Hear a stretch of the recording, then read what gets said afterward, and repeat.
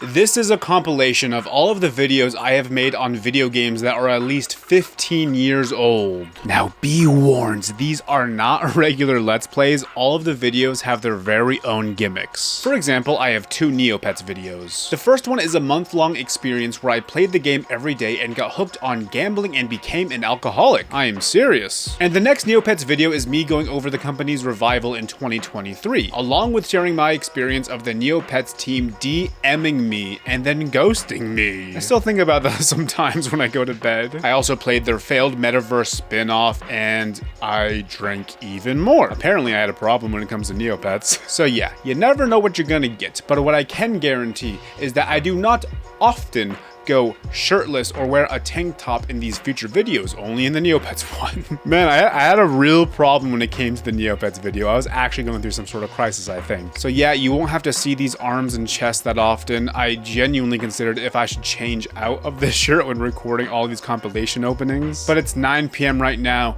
and it's still above 80 degrees outside, so I'm gonna wear the tank top, and you're gonna deal with it. But I genuinely wondered if this would scare people away. I wouldn't be surprised. But yeah, without any exaggeration, this collection contains some of my favorites, no, my favorite video I have ever made, plural. My favorite videos I've ever made across the board are in this compilation. I also threw in a surprise for you at the end. Enjoy.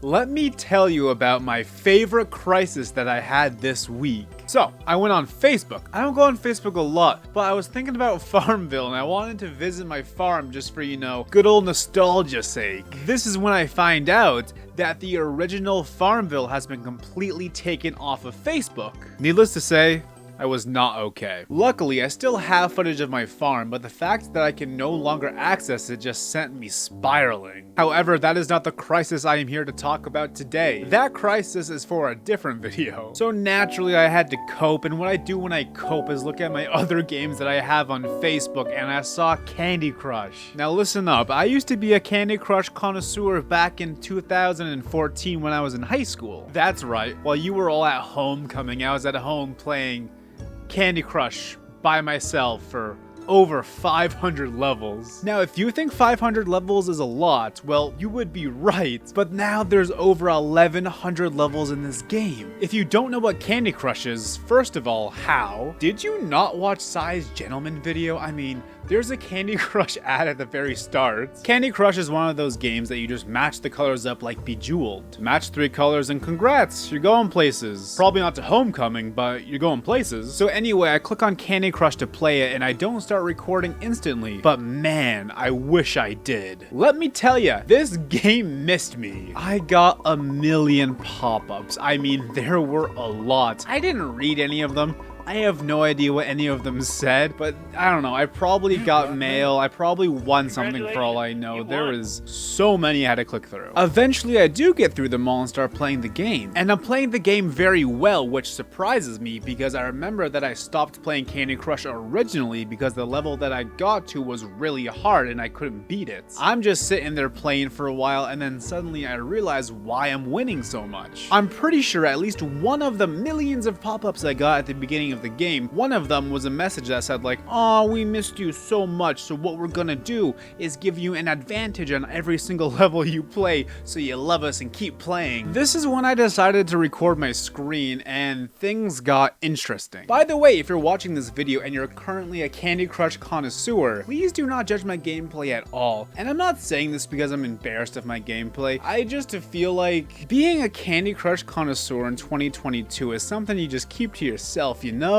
Anyway, I was right. Upon reviewing the footage, I noticed that I did have a distinct advantage in every single level, presumably because I haven't played in a while. Before every single level, you get this screen, and right here it's asking if you want to add any power-ups to this level. Typically, you'll buy these power-ups with real-life money. There are other ways to earn it, but let's be real, they really want you to buy it with real money. Upon reviewing the footage, I noticed that I had a certain amount of time where all of these power-ups were constantly activated for every single level, which obviously explains why I did so freaking well. But that's not why I'm making this video. When I told you that I had a crisis this week, I was not exaggerating. I'll let you know when the crisis really starts. I'm not sure when, but sometime after I stopped playing Candy Crush originally, they implemented a feature where the more levels you win in a row, the more power-ups you get to start every single level with. And because of the bonus that I got when I first started playing, I very easily got my streak as high as it could go, and I was getting a lot of advantages every single round. And that streak bonus stays until you lose a round. I don't even have to say it, but this is another reason why I was destroying the game. With that being said, as soon as I start recording, I immediately lose my entire streak bonus. I proceed to lose that level 4 more times before I actually beat it. Initially, I only recorded this because I was very curious on how long I could keep the streak going. And before I started to record, I already played for around 30 minutes. So anyway, I end up beating this level with 1 life left. I then kept playing and winning, and the more you win, the more bonuses you get, and the less you have to try. Eventually, the "oh, we miss you" bonus did run out, but that doesn't matter because once you get that streak bonus, you are set. That streak bonus is just as good, if not better. With the streak bonus, most levels that you play just play themselves. You don't even have to try. I'm out here winning with like 21 moves left, and it's fantastic. The screen is constantly going wild. I'm not even sure what's happening most of the time. All I know is that my brain is receiving that sweet, sweet dopamine every single level. In between levels, I'm filling up my turtle meter, winning races, getting gifts from owls. Look, I have no idea what's happening. I am not reading any of this, but it's all happening. Thanks to the race that I didn't even know I was competing in, I ended up earning a lot of golden bars. With these golden bars, you can buy a lot of stuff, most noticeably extra moves for when you run out of moves. So when I did run out of moves, I was very easily able to just use these golden bars to get more moves. And since you get 40 gold bars for winning a race, which I did hands down, I was able to use a lot of extra moves throughout this. So let's say you do lose and you start to run out of lives. Well, that's not a problem, because throughout the map, there's many checkpoints that just automatically fully heal you. So at this point, I'm thinking there is no threat to me losing.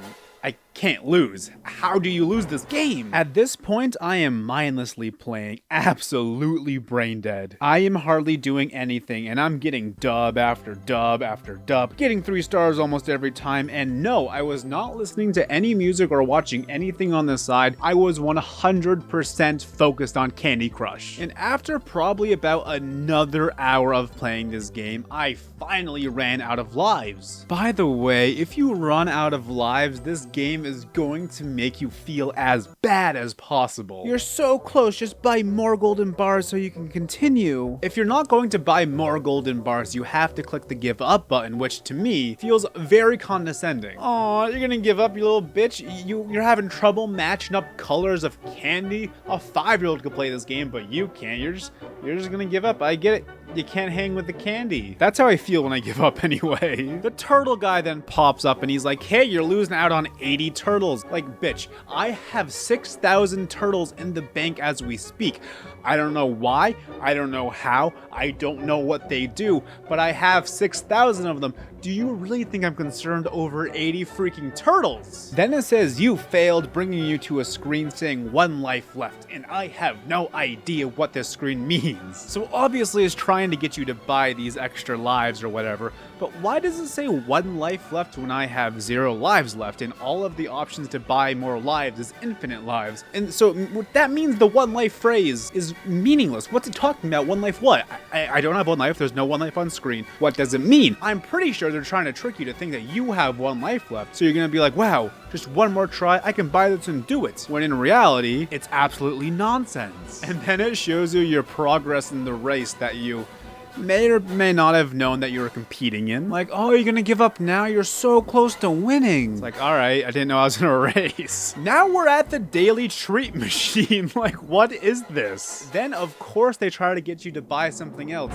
And after that, you can finally breathe and relax and accept your failure. Unless you're me. If you're me, you're not going to accept your failure. You're going to notice that you have 11 minutes before you get 1 extra life. So you then proceed to lay in your bed and wait out those 11 minutes by doing absolutely nothing. You're just gonna stare at the ceiling while listening to that sweet Candy Crush music on repeat. This was the first real warning sign that a crisis was coming, but I just didn't notice. When the life came back, I gave it another shot and immediately lost. This is the point where most people would probably walk away. Even if I had so much fun, I got what I needed out of this game. I played this game again for nostalgia's sake and to see if anything changed, and I did that, and I have better things to do. I have so much work I could be doing at any given time. I have so many better games to play. So you would think I would walk away and just kind of forget about it again for another 10 years or whatever. But that's not what happened, and at this point, I would say is when my crisis officially began. The next day, well, technically the same day, but you know what I mean. I decided to play Candy Crush. I told myself it was just one more time just to see how high I could get my streak. And I guess I just needed that mindless dopamine again. Keep in mind, at this point, the game isn't giving me any free bonuses. The only bonuses I get are from the streak. And if I don't get any bonuses, I just have to rely on my pure gamer skills to get me through this. So I'm playing, and then I lose again and again until I finally beat that stage on my last move like the true gamer I am. I then collect my turtles. This screen is here again for some reason, and I get my daily win? Now there's the Candy Chronicles I need to worry about? Can this game just stop? There are so many things to keep track of. I keep playing, dominating levels, getting my streak bonuses until I lose only a couple levels later. At this point, I also lost this challenge that I didn't know I was a part of. And the thing is, even if I wanted to keep up with all of these gimmicks that Candy Crush has to offer, I just don't know if I could. So I played that level until I had no lives left, and then I admitted defeats for the night. But don't worry, because we will be back at 7 a.m. the next day.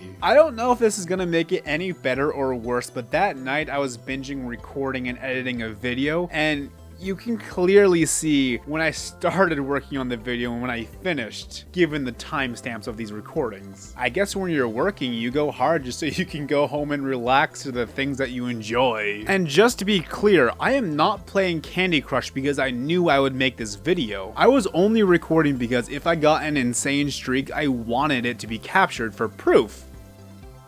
There's a reason I didn't go to homecoming. And for this Candy Crush session, you know the deal. I'm dominating, a couple losses here and there, but I don't care. I'm getting my turtles, and there's UFOs now. Some levels, I'm just too good. I win with 23 moves left, yet somehow don't get 3 stars. I collect all of the scrolls, and oops, they're behind a paywall. Uh-oh, nightmarishly hard difficult level ahead of us, and there's frogs. I beat it first try. I am unstoppable. I am the Candy Crush master over here. You got that? The only reason I even stopped playing during this play session was because I accidentally backed out of the game while I only had 1 life left. And if I didn't do that and proceeded to beat that level on my last life, only God knows how long I would have played. And with bated breath, I'm sure you're asking yourselves, will I play again? And of course I will. Less than 4 hours later, as a matter of fact. This is the point where I realized I was having a Candy Crush crisis. It wasn't until sometime during this play session that I realized I was a sucker that fell right into Candy Crush's original trap. I felt all high and mighty while playing this, like, I'm not gonna pay for any of the things you throw in my face. I know how to spend my money. I'm too good for this. Oh wow, this guilt trip is way too obvious. That has nothing to do with why I'm still playing. But little did I know, this entire time I was in a battle with Candy Crush and I was losing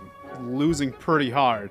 In fact, I will say I lost the battle as soon as I beat that first level and all the dopamine went to my brain from all the power-ups they gave me. I played for an hour and 30 minutes that first day, and after that I only started to play more and more frequently. The initial power-ups the game threw at me got me hooked, and it was the streaks that kept me playing. Meanwhile, the entire time I have convinced myself that I am playing this game on my own terms. I am playing Candy Crush ironically, because who plays Candy Crush unironically in 2022?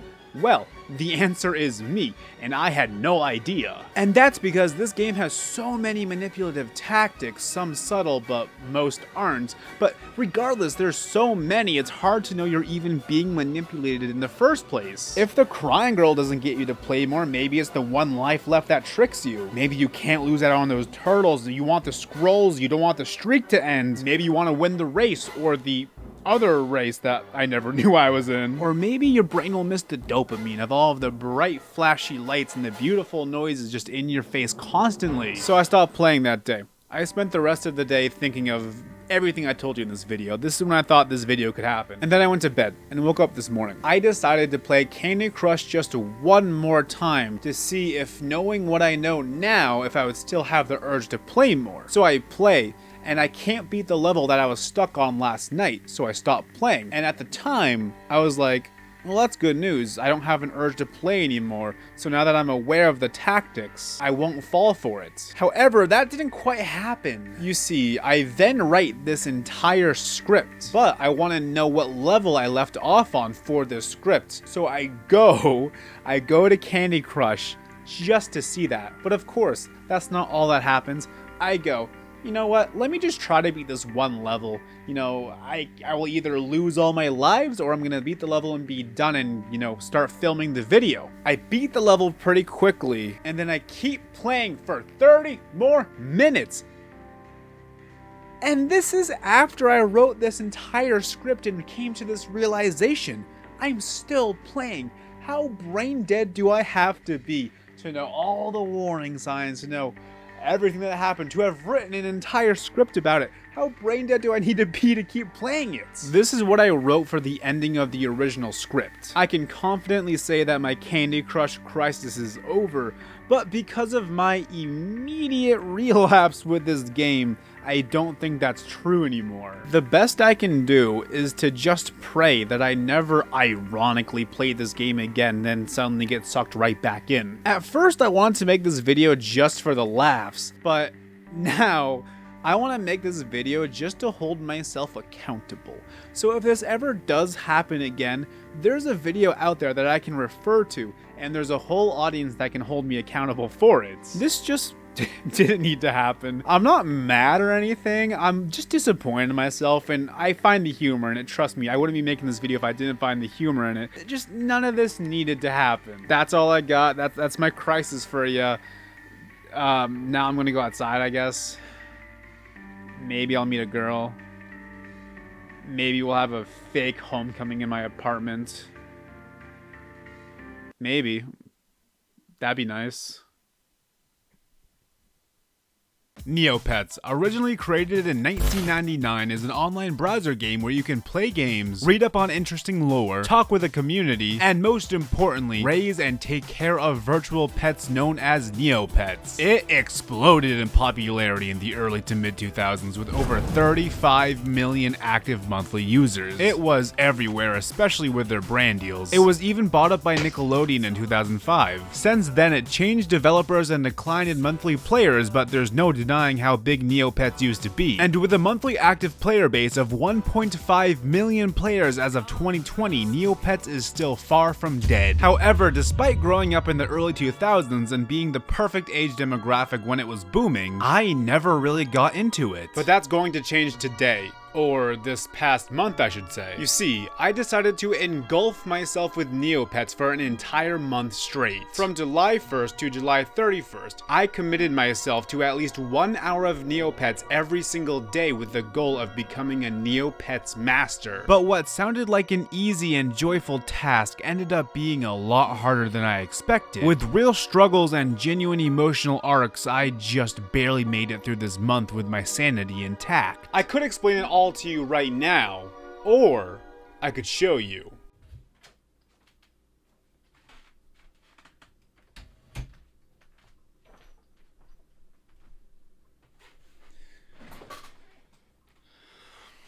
I forgot to play yesterday, so I had two options: wait an entire month to do this again to start on the first day of the month, or just bite the bullet and start on the second day, so that's what I'm doing. Username, Keelvin. Oh, Keelvin is unavailable. Keelvin 1. Keelvin 2. Keelvin 3. Keelvin 4. Keelvin 4 works! That's awesome. Whew. I really don't know which pet to pick. This feels like a really tough decision. I'm not ready to make it. Jub Jub? Who the hell wants a Jub Jub? This will be my entire first day just looking for the perfect Neopet, because I'm freaking torn right now, man. I am torn. Kinda wanna go with the alpaca. Ooh, the red, yellow, green, or blue alpaca. Let's go with the red alpaca. Well, we can change his bandana. I think we're going no bandana. Yeah, no bandana on the alpaca. Now let's go with Chet. He looks like a Chet. Wait, Chet's taken? You can't just name your Neopet whatever you want. You have to go with what this says. Chet 1, Chet 2, Chet 3, Chet 4. So when people name themselves, do they always give up around 3? Oh, where does he like to live? Chet's a city boy. What does he like doing? He likes hunting for treasure in the city. How does he greet others? Chet's a good little boy. He tries to make friends. Wait, what? There's stats in Neopets? Looking back, this was the first sign I was in over my head. Oh my god, there's a lot going on here. Yeah, I think we're gonna need to start with the tutorial. It's another window that doesn't seem to be loading. I'll figure this out on my own. As you may have guessed, this first day is me just figuring out how to navigate the website. What do you mean no items found? Did I not just get some stuff in my backpack? And figuring out what to do in general. Browsing the website wasn't very easy at first, but I slowly found some stuff. I spun the daily wheel.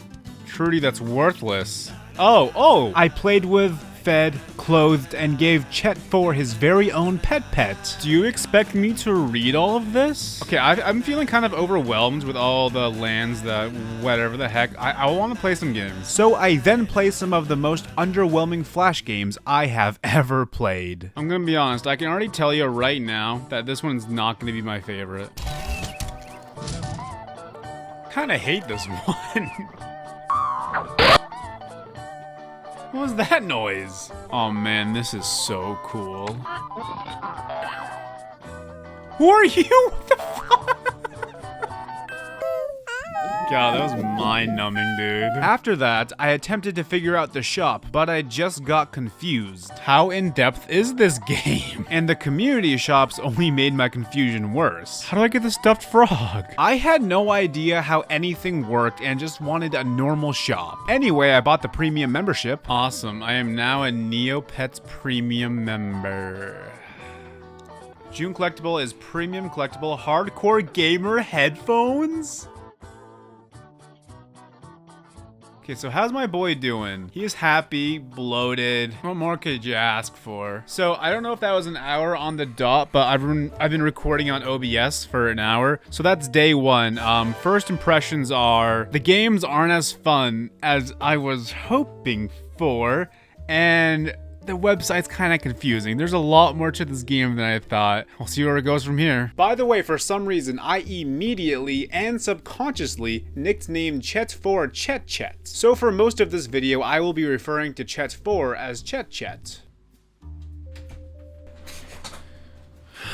Yes, I'm wearing the same clothes as yesterday, and you're gonna have to just get used to that, because that's gonna happen a lot. It is day 2 of my Neopets adventure, and I wrote a list of all the things I want to accomplish today. First, I'm gonna learn the map of Neopia. Whatever the hell that screen was, we're gonna conquer it today. Secondly, we're going to learn how the freaking store works. Third of all, we are going to find the hardcore gamer headphones that we got with our premium subscription that I just couldn't find. I'm gonna find them today, I promise you. And fourth is to have fun. I quickly figured out that the Neopedia was just a hub for all of the worlds. This is the day where I really figure out what this game is all about. I learned about some lore. Is this actually lore right now? This is a statue of King Altidore the Hunter. Played with some interactive stories, learned how to haggle. I have to account for inflation in this game. You know what, let me try to undercut her. Completed some tasks like taking a piece from the giant omelet. Chet needs his omelet, okay? I named and talked to Chet's pet. I had fun here and there, but so many things continued to confuse me. I didn't know how much influence I had on certain events. And with the overwhelming amount of content, plus with Flash killing certain parts of the game, like the tutorial, at the end of the day, I truly had no idea what I was supposed to focus on. I tried my best to give Chet his gamer headphones, but I literally had no idea where they went. Most of my time was spent exploring all the things to do around Altidore, Tyrania, Brightville, and Fairyland. I messed around a lot, learned a lot about Neopets and myself. For example, my fairy personality is a water fairy. Alright, day 2 of my Neopets adventure has come to a close, and I'd say I completed 3 out of 4 of the tasks I set for myself. Did we have fun? I actually kind of did. It was a lot of fun reading about the history of Neopets. I didn't know it was that freaking deep. So honestly, day 2 was a success.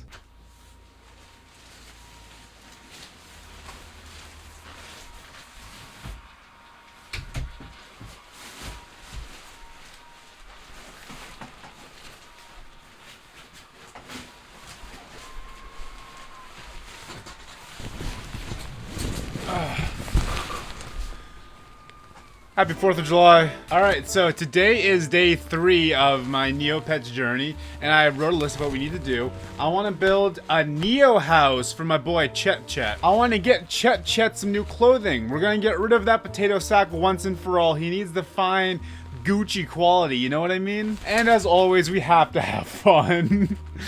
Okay, by far, this is going to be the most uncomfortable day, hands down. And uncomfortable it was. So I first start creating my Neo home to the dismay of my computer. What? I'm gonna go for it. I was able to secure the pad, but Flash got the last laugh as you cannot customize it anymore. However, on the bright side, I got some Gucci for Chet Chet and he loved it. I then started exploring the wonderful Neopia Central, and that's when I found... Oops. I found the gamer headphones! After a few minutes of solving the riddle that is the Neopets menu, I found it. Yes, we got his premium gamer headphones! That's right. Chet Chet had finally become a gamer. I will say, it would be nice if they were on his actual ears. Since I had finished my checklist so fast, I finished up my business in Fairyland and City. Tried to give the wise king some wisdom, didn't work. Explored Mirrodale, where I had the time of my life guessing the weight of this melon, and failing to wake up this Termaculus. Among some other stuff, of course. I finished off the day by exploring the Haunted Woods, where I most notably escaped the maze on all 3 difficulties. That's right. Then I gave Chet Chet a new pet. Mr. B6000, whoa. Did we have fun? Maybe a little too much fun. Now I have to go because I have to watch fireworks in like 8 hours. So a few hours pass and I go to see the fireworks. I left the dinosaur at home as I literally broke it the one time I used it. So first I went to Walmart to return it. Afterwards, I went to watch the fireworks. But while I was laying there, watching the show, I came to my first major realization of the month. I had been lacking. Happy 5th of July! I was supposed to use this silly string yesterday, but I totally forgot. But it's never too late. Oh god, it's raining silly string. Oh god. Did you know that silly string is not very fun to clean up? Alright, let's cut to the chase. We are going to finish the Neopia. I realized I'm coming up on a week of playing Neopets every single day, and I really just want to understand the full grasp of this game, and I'm just not there yet. And then we're gonna have fun? Oh yeah, we're gonna have fun. With my newfound motivation, I started going hard. I go on a boat tour of Kiko Lake, explore Croc Island, soared through Kreludor, passed by Lutari Island, braved Moltara City, and discovered the Mystery Island. During this time, I took notes of everything that I wanted to return to, and compiled a list of things I wanted to check out on a daily basis. And don't worry, I made sure that I not only explored, but had as much fun as possible while doing it. I even almost gave my computer a virus by trying to download one of their wallpapers. And that's the end of day 4. Anyway, I took off the rest of the night to reflect. I cleaned the silly string off of my hands, shaved my head, and had a long talk with Chet Chet, just getting to know each other. After that, I was ready to start off day 5 with a bang.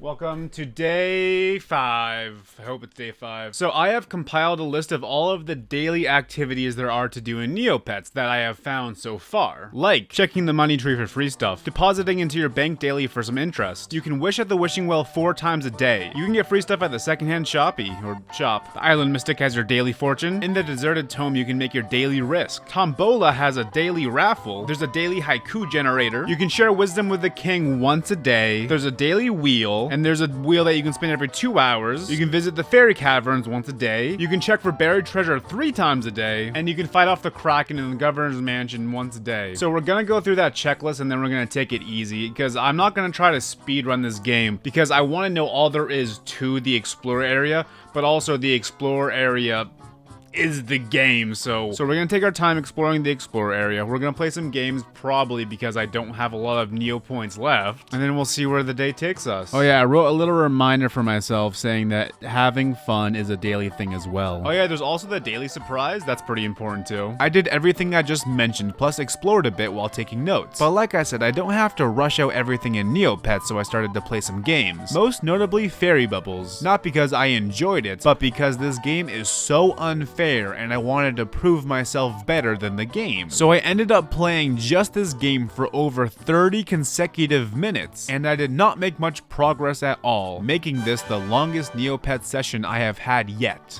What? Okay, it's literally a bad game. To help relax after my infuriating fairy bubble fiasco, later that night I had a lovely dinner with Chet Chet.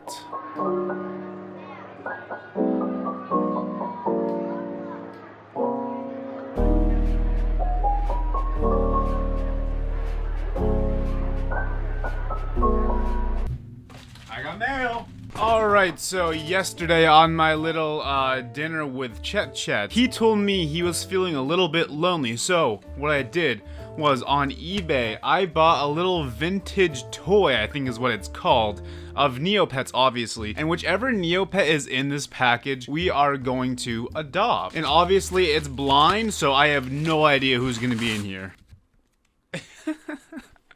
It's a green little doggy, dude. I don't know what their names are, but look at him. He's got a little, oh, I thought this was Star Ear. I mean, he's kind of cute. I ain't opposed. All right. Is he a Wharf? Does that mean he's a Wharf? I think he's a Wharf, I guess. Chet, you got yourself a little buddy. A name. Oh, no. I don't think about this. I think I'm gonna name him Wharf, because that's what's on here, and I thought that's what they were. So whatever Wharf is, it's now you. Yeah, I'll leave her as a female. It was default.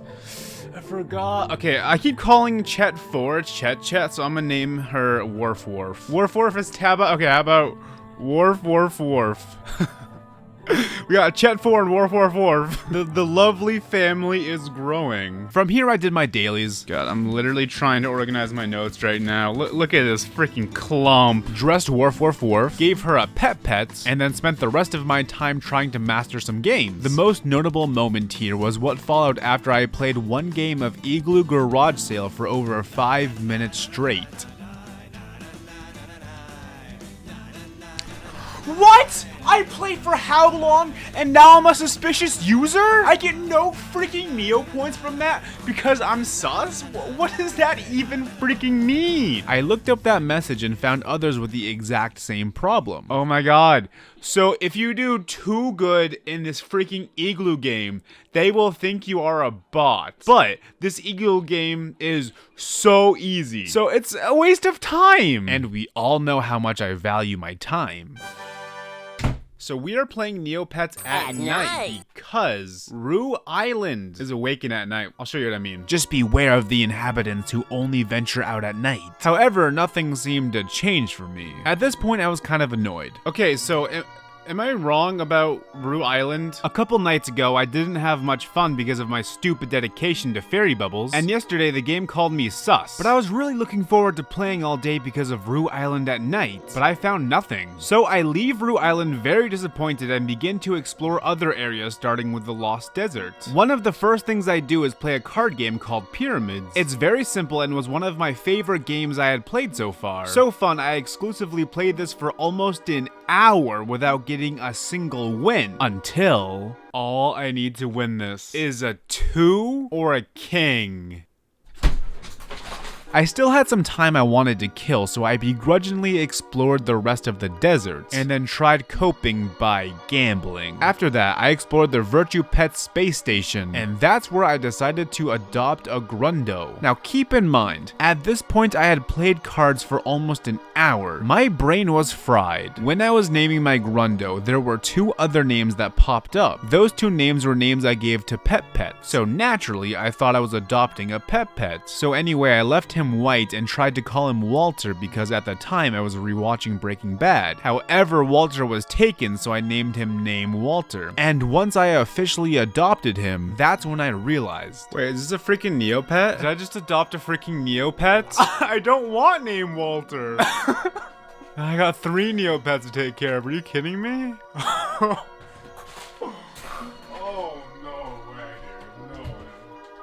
Having an unplanned child can be stressful. I was doing well raising Chet and Wharf, but I was not ready for Name Walter. I felt unfit. I didn't have many Neo points to my name, and I just developed a gambling addiction. I didn't know what to do, so I took to the bottle.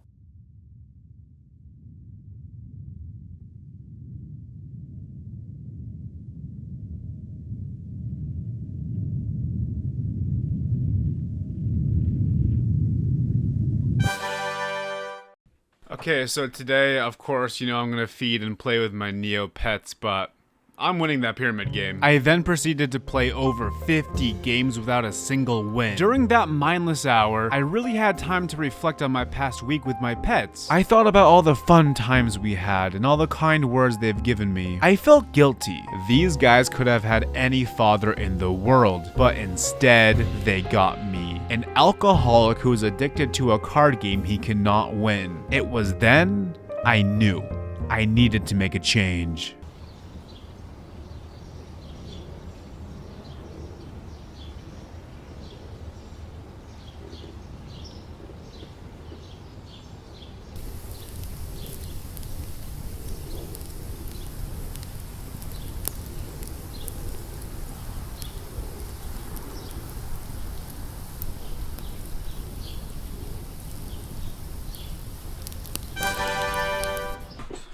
I am going to look stuff up. Man, it just makes no sense to take notes when I can literally look up guides, figure out the best strategies. The only reason I ever even took notes in the first place is because for some reason I have always gone to extreme lengths to not look up walkthroughs in other games. But for the sake of my beautiful children, I will swallow my pride? Is that what's holding me back here? I don't know, but I'm actually going to Google stuff today. I'm going to first off take care of my beautiful children, and then maybe I'll play Webkinz. My priority today is to learn as much as I can. And learn I did. The first thing I did was watch a video on the history of Neopets. The original designs of the Neopets were just the worst. I mean, all the bad Flash design tropes are here. Oh my god. Gradients, mismatched colors, Bruce Forsyth and Macy Gray.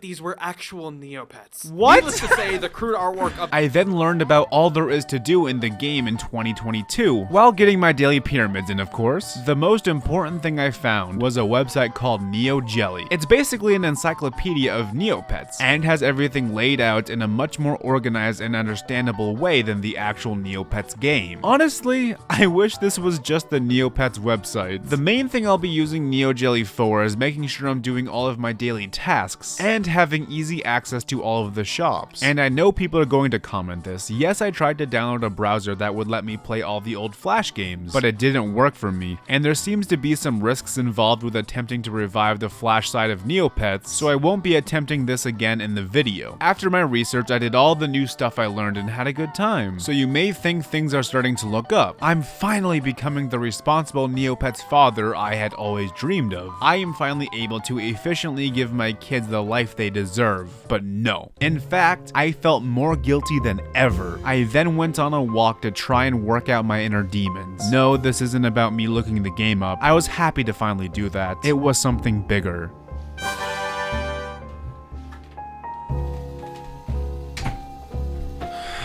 I have a confession to make. Back in 2012, I made my very own Neopets, and I abandoned it.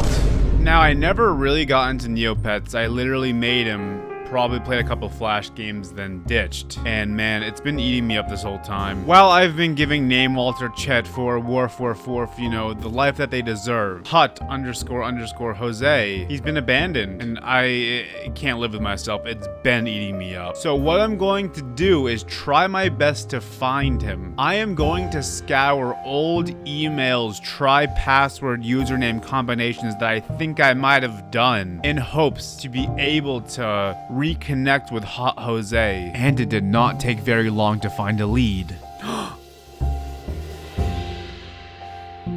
No, that's literally the password. I copied and pasted from the email. I've let him down. There's only one way to make up for this. I am going to recreate Hot Jose. This isn't the same thing as being able to care for my original Neopets, but hopefully with Hot Jose 2, we can make up for lost time, and hopefully I can redeem myself to some degree. I know it's not the same, but it's the best I can do. After that, I of course took care of the kids, and then did my newly learned dailies. This was actually the most fun I've had on Neopets yet. The removal of my guilt and my newly found knowledge of the game really helped me genuinely enjoy myself. After my dailies, I went back to some games and I started dominating. In my opinion, you can only do so good at Fairy Bubbles, but I was learning the other games way better. I was finally able to even make a few shots in Ultimate Bullseye 2 for the first time, which was a miracle as far as I could tell. But hands down, the game I spent the most time playing was Ice Cream Machine. I was a beast at it. I even went back to this game later in the night to play more. I was unstoppable, a true menace to the ice cream. There was nothing that the delicious frozen treat could do to stop me.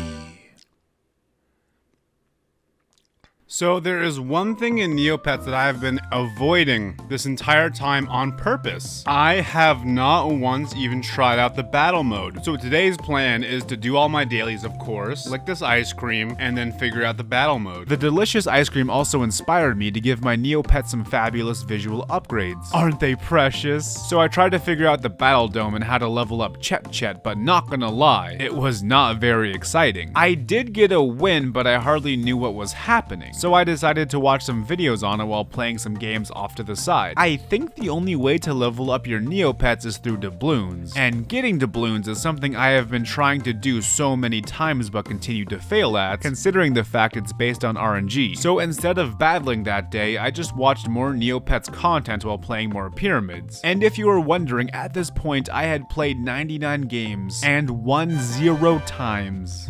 I'm gonna play some Neopets. That's right, I really decided to spice things up by playing Neopets. You know the drill. I played with my pets, did my dailies, and played some games. I originally wanted to give the Battle Dome another shot, but I decided, no, that's boring and I don't understand it. However, I did go to the community tab and asked people about it. I'm gonna adopt another Neopet today. Okay, so my original plan was to adopt a Neopet every 1 week, and I didn't originally intend to have 2 extras by this point, but it is what it is. I'm gonna stick to my guns. I know it hadn't been 2 weeks yet, but I got confused because I started this challenge a day late. So the 13th day actually fell on the 14th day, if that makes any sense. And I do want to create one. I would adopt, but I have one specifically in mind. For some reason, I really like this bug Pokemon. I really like Buzz. Yes, I accidentally and unironically called the Neopets Pokemon. After 2 weeks of playing Neopets, I still don't know what they're called. I'll see myself out. So I'm gonna make a female Buzz. I really feel like we're lacking some edginess in here, so we're gonna go with XX Emo X Bug XX. My family is growing and so is my love for them. So the rest of this day, along with day 14, 15, and 16, was filled with me doing the exact same stuff. Taking care of my pets, doing my dailies, then playing games. Everything had gotten so routine and I was getting bored. To bring some excitement, I even bought a pack of Neopet cards, which was cool for the moment, but it doesn't solve the overall problem. Even though it looks like this Blummeroo has an exposed ball sack, which is the funniest shit I have ever seen. So here's the thing with this video. Neopets is a very casual game and I'm taking it seriously, so it was really only a matter of time before I would hit this wall. And now to answer the big question, do I actually enjoy Neopets? Well, to start, all the games suck. I think you can see why. And the dailies are literally gambling. Oh, maybe the wheel will land on something good. Maybe today the king will laugh. Maybe the plushie will give me something awesome. Trudy's Surprise is a freaking slot machine, for crying out loud. Even the stores feel like gambling. You see, whenever they say they're out of stock and will restock in 8 minutes, they're lying. What you have to do is load up all the shops that say this that you want to check and just rotate between them, refreshing to see if they're in stock yet. And then you have to hope there's something good in there. And when I'm bored of all of these things, what else is there to do? There's not a whole lot left since I've already read up on as much lore as I could find. It seems like people who have been playing this game for years are really still just playing to collect cool and rare stuff from the shops. But as someone who just started playing, that sounds overwhelming. It sounds like I have a huge uphill battle to really even start my collection, and I don't really want to even start a collection in the first place. Not to mention, sometimes when I buy stuff and put it into my closet, it seems to just disappear. I'm not sure if this is a UI problem with the website or a problem with my brain not being good. But either way, I'm even losing motivation to dress my own Neopets. So I know what you might be thinking. You still have 14 more days of Neopets. What are you going to do to fill the time if you're already so bored? Well, I bought a printer! Throughout the lands of Neopia, there's a lot of places to print out coloring pages, and I thought it'd be a missed opportunity to not take advantage of it. Now I want to take a moment and explain how much Neopets I've actually played so far. 17 days in, I have played, watched videos on, or colored in Neopets for at least 1 hour a day, followed by 1 to 2 hours of me writing this narration and editing after the fact. So let's call it 2.5 hours every day of Neopets, meaning that in 17 days, I have spent about 42.5 hours surrounded by Neopets one way or another. I know that may not sound like much for some people, but first of all, this is Neopets, not whatever addicting game you're into. It's fucking Neopets. Second of all, I'm trying to do this while working on other videos and trying to keep up a normal, healthy lifestyle. So as far as I'm concerned, 42.5 hours is a lot. And who knows, maybe I'm even underselling the time I've put into this game.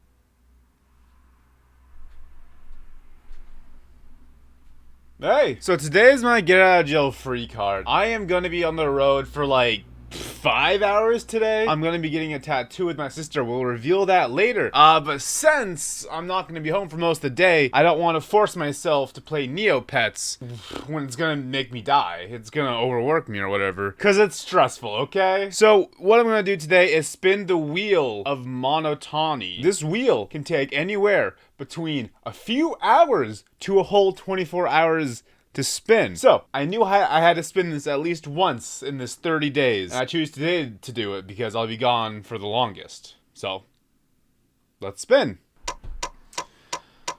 And I'll be back.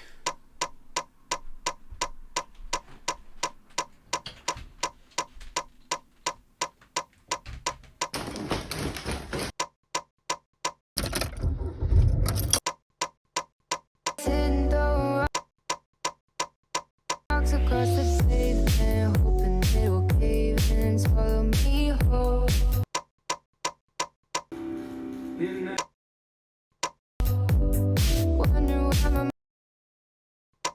I made you a cookie, but I eated it.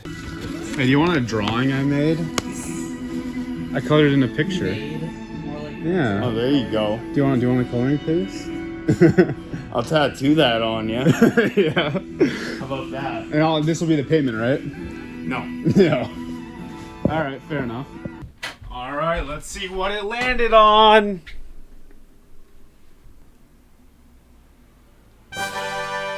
From the peak of Terror Mountain to the depths of Pico Lake, I find myself in the space station, lying awake. The jelly was fresh, now that is true, but my heart yet refreshed. I needed a Gnorbu. Wheels spun, fairy bubbles burst, yet this wasn't for fun, but to feed my thirst. From potato sacks to gamer headphones, I could finally relax on the Ruse throne. Not everything was well though. Cards and pyramids slowed me down. I adopted a Grundo. I wanted to beat him into the ground.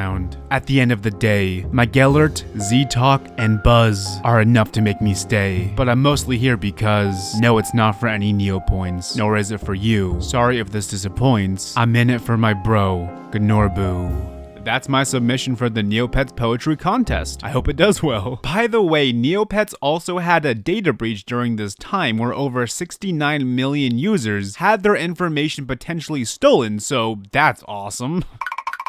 It is another week down of Neopets, and I'm going to adopt my final Neopet of the series. There are plenty of beautiful Neopets that I would love to adopt. However, I am going to leave this up to random chance. I counted and there are 42 different Neopets. Let's see which one the gods are going to bestow upon us. Okay, 16. So, 5, 10, 15... A Jub. I don't want a freaking Jub. Alright, let's do a blue Jub. I'm gonna name him Cletus. It's of course gonna be taken, so I'm gonna see how many E's it takes for it to not be taken. I didn't even count, but there you go. We now have Cletus. This guy is just made for people with feet fetishes. That's all there is to it. I don't like Jubs that much. That's kind of selling me right now. He can't even wear clothes properly. Okay, here's what I'm thinking. That's Jub's only clothing he'll be getting this entire rest of the week. And I don't think I'm gonna feed him. Everyone else, they get their omelets and whatnot. All right, now that we have all the children we're going to have, I'm gonna stop playing the website as much. But that's not to say I won't be playing Neopets, because I got 2 beautiful Neopet games right here that I'm gonna play for the rest of the week. I still, of course, played the regular Neopets every day to do my dailies, feed my pets, aside from Cletus, of course. But my main focus was on these 2 games. Days 21 through 27, I spent hours playing The Darkest Fairy. It's an action-adventure game made in 2005 for the PS2. Going into this game, I was excited given all of the great reviews. I was really thinking that maybe I have a hidden gem on my hands, but I didn't, and this game was awful on all accounts. From the minute you put the disc in to the very end, there is almost no fun to be had. Anyway, I logged in around 16 hours of the game in a matter of 6 days. I'll quickly give you a rundown of this game. It's split up into 4 chapters. Chapter 1 is the introduction, of course. The tutorial went on for hours, and the literal gameplay loop of this chapter was darting back and forth between menial tasks. During the sword training section, I was sent out of the courtyard to do the most boring tasks and sent right back at least 5 times. Rinse and repeat that for almost 5.5 hours. Chapter 2 is really short. In my opinion, it's really just an excuse to introduce you to the second main character and give exposition. The gameplay doesn't get any better here, but everything was way more compact and simpler. Act 3 is the longest act in the game. You can now switch between the 2 characters, which is cool as they do offer 2 different gameplay styles. The majority of this chapter is backtracking to places that we've already been to in the first chapter, but now things are like slightly different. The rest is exploring new areas and dungeons. Here it really feels like this game is trying to be Zelda but failing miserably at it. Act 4 honestly could have been completely removed from the game and nothing would have changed. It is the easiest chapter by a mile, but everything is so tedious and drawn out, there is no doubt in my mind they only added this chapter to pad time, despite the fact this game already has a lot of main and side content in it. Even the plot in this chapter feels like filler. They could have had the exact same final boss fight at the end of chapter 3, but they prolonged it by having the main character drink an actual giant glass of stupid juice. And yes, obviously throughout the game the story isn't great. It was cool seeing characters and places that I recognize from the actual Neopets game, but that's really the only points I give it. The combat by itself really isn't that bad. It makes sense, and there's an entire magic side that adds a bit of depth to it. However, this game is so glitchy and unreliable, the combat was an absolute chore. One glitch in particular would just freeze me in the middle of a fight, and I would be forced to reset from my last save point. That glitch happened periodically throughout the entire game, all the way to the final boss. I hate this though.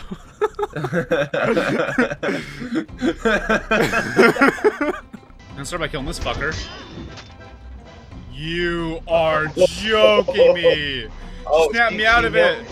So anyway, like I said, I beat the game in 16 hours and 6 days. Moving on to the DS game, I'm not sure how many hours I got out of this game, but it was probably around 4 or 5 hours between day 28 and day 29. In this game, I had to make a new Neopet named Chuck! This game is actually pretty fun. It's a fun puzzle game that's easy to pick up. At first, I noticed that the game was getting more challenging as it went on, until I realized a strategy that could end most games with a very simple set of moves. Since you go first every match in the game, it's very reliable depending on which board the puzzle is on. So by the end of the game, I was finishing matches in what I assume is the minimal amount of possible moves. And honestly, this strategy is only possible because the AI is stupid. So this exploit that I found is not a byproduct of the bad game design, but a byproduct of the stupid AI. I ignored the lengthy and frivolous story as it was lengthy and frivolous. Also, going between levels takes a stupid amount of time for what it is. I didn't record my game as I couldn't record my 3DS, but here's 2 pictures between the 2 days showing my progress. Between playing the browser game, writing the script, editing, coloring, watching videos, playing the PS2 and DS games, it's hard to tell how many hours I spent involved with Neopets this month. There are things in the browser game that I never really saw the full extent of, like the Battle Dome, and I never got to experience the dead pages that Flash killed, or really interact with the community too much. However, I do understand it all. I read a lot on Neo Jelly and watched a lot of videos, but I suppose I am lacking experience in some of of those areas. However, I think the pure knowledge of the gameplay and lore, plus the hours I did sink into the game, counts for a lot. And how many Neopet players do you know that own some merch and have played these two games to their full extent? So did I actually master Neopets in a month?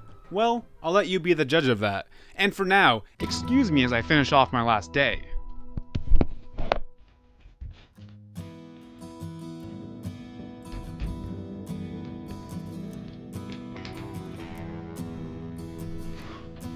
Wow. The final day. Chet 4, Wharf Wharf Wharf, Name Walter, Hot Jose 2, XX Emo X Bug XX, and you. Actually, you know, I have an idea. I don't even know what these are. Okay, Tuscanini. Let's do it. And you, Cletus. I have thoroughly enjoyed my time with all of you guys this past month. All the memories we share, I will cherish them forever. I haven't fed Cletus once. He's dying yet content. Relatable, really. I know since I'm a parent, I'm not supposed to pick favorites, but Chet, oh, he is my little baby. I will cherish him the most and miss him the most. Because let's be real, after this month, I don't think I'm going to play Neopets a ton. But regardless, I am really happy to have this experience. If you're wondering whether or not you should play Neopets for yourself, especially after watching this video, I think it's fun to learn all of the lore, maybe have your own little pet, you know, get a connection going. But other than that, I mean, play casually or just burn yourself out in a month. It's whatever you want to do, I don't know. But wow, I really played a lot of Neopets in this past month. And I have 5 minutes left. I know exactly how to spend it.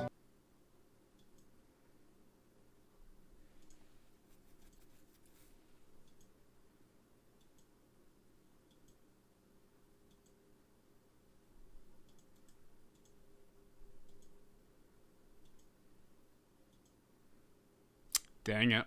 If you don't know, Neopets is an old school browser game where you take care of virtual pets known as Neopets. Last year around this time, I dedicated myself to playing Neopets every day for a month straight with the goal of becoming a Neopets master. There were a ton of highs, a ton of lows, and some gray areas like alcoholism, gambling, but most importantly, I now have 6 new children that I love and care for that I have since abandoned and left to starve. But that's just the natural life cycle of a Neopet parent. That video is still my favorite video I've ever made. However, Neopets was in a very bad shape. A few years ago, the Neopets website went from running on Flash to HTML because Flash was no longer supported on most modern browsers. So many pages and animations suddenly just stopped working. You can no longer decorate your Neo home. You can't even play the majority of their like 200 mini games. We're left with only 17. It's actually so rough, I'm sure the alcoholism makes sense now. Also, the UI on the website is awful. It's unnecessarily confusing to navigate. There's an unofficial website called NeoJelly. That website completely streamlines the Neopets experience. I actually consider this to be a requirement while playing Neopets. It's that bad. Needless to say, the website needed some major upgrades. And the Neopets team understood that, so they released NFTs and a 3D metaverse game. I need a goddamn drink. But this just in, Neopets has officially introduced a brand new era. Neopets is now under new management, and they've even reached out to me to be a part of it. Kinda. I'll break it all down for you, but first we need to acknowledge that Neopets has always kind of been in a weird state. Oh, hi, yes. Do you have this in extra small? Shopping for your daughter? For Jub Jub. I'm not really sure what a Jub Jub is.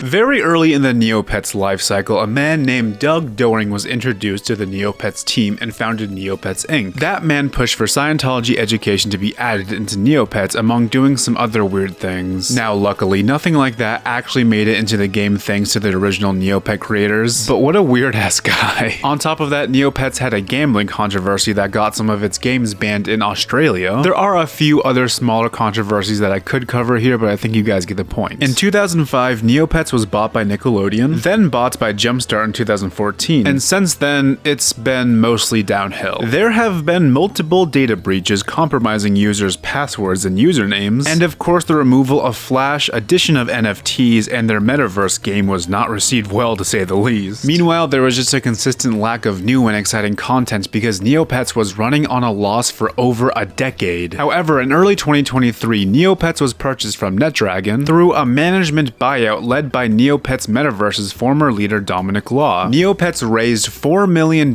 in funding from various investors, thus bringing in a new age or renaissance of Neopets. The first thing they said they did was review the most pressing community requests, which means bringing back old games, restoring old pages, and improving their community support. They've already hired a bunch of new developers and artists. On July 20th of this year, they're launching a new homepage, and even restoring old minigames starting July 25th. I can't stress enough how just insane all of this is. Neopets has been left to rot for years and years at this point. Right now I'm recording this video before any of these updates have rolled out, but if the team sticks to these 2 dates, I'll be showing the features off later in this video. But while we wait for that, I want to talk about how a few months ago the Neopets team reached out to me asking if I wanted to be a part of their metaverse experience. And of course I said yes, because I do love Neopets. I know this video may make it look like I'm kind of crapping on Neopets, but no, I'm a huge fan. Anyway, me and some guy from the Neopets team were in talks about them potentially sponsoring me for a future video because I like money. Join my Patreon. Thank you to my first 3 Patreons. I genuinely appreciate it so much. Consider joining. You get a shout out in every single long form video, some behind the scenes content like some early drafts of this monstrosity of a thumbnail that my buddy drew. If not, that's alright. I do accept bribes on Neopets. Alright, back to the video. While we were still negotiating, the Neopets team sent me this shirt. It's quite soft. I actually really like it. Then, out of nowhere,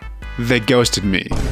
For months. But I still have the login they gave me for the metaverse and I still wanted to play it, so I did. And it was really bad. First of all, when you open the website, the first thing you get is this pop-up. It says the metaverse game is no longer being worked on, but NFTs are not going anywhere. So I guess that explains why I was ghosted. This project is dead. At least I got a free shirt out of it, I guess. Now let's check out the train wreck that is/was the Neopets metaverse and its alpha stage. Instead of the 55 Neopets you can choose from in the original game, here you have 4, and they're all overly animated 3D freaks. Anyway, I went with Uni and named it Unicorn because I am an original. Oh my god, this looks not good. You start off in your Sims as comb that you can kind of decorate. This looks like Webkins. Straight up looks like Webkins right now. You can also feed and dress your Neopets, but other than that, there's not much to do. Once you leave the house, you'll find that there's still not much to do. Most of these places on the map are just for show. There's 5 minigames you can play. None of these are new. They're all 3D remakes of the original Neopet games. There's Termac Roll, which looks so much cooler in the trailer. Look at the different camera. No.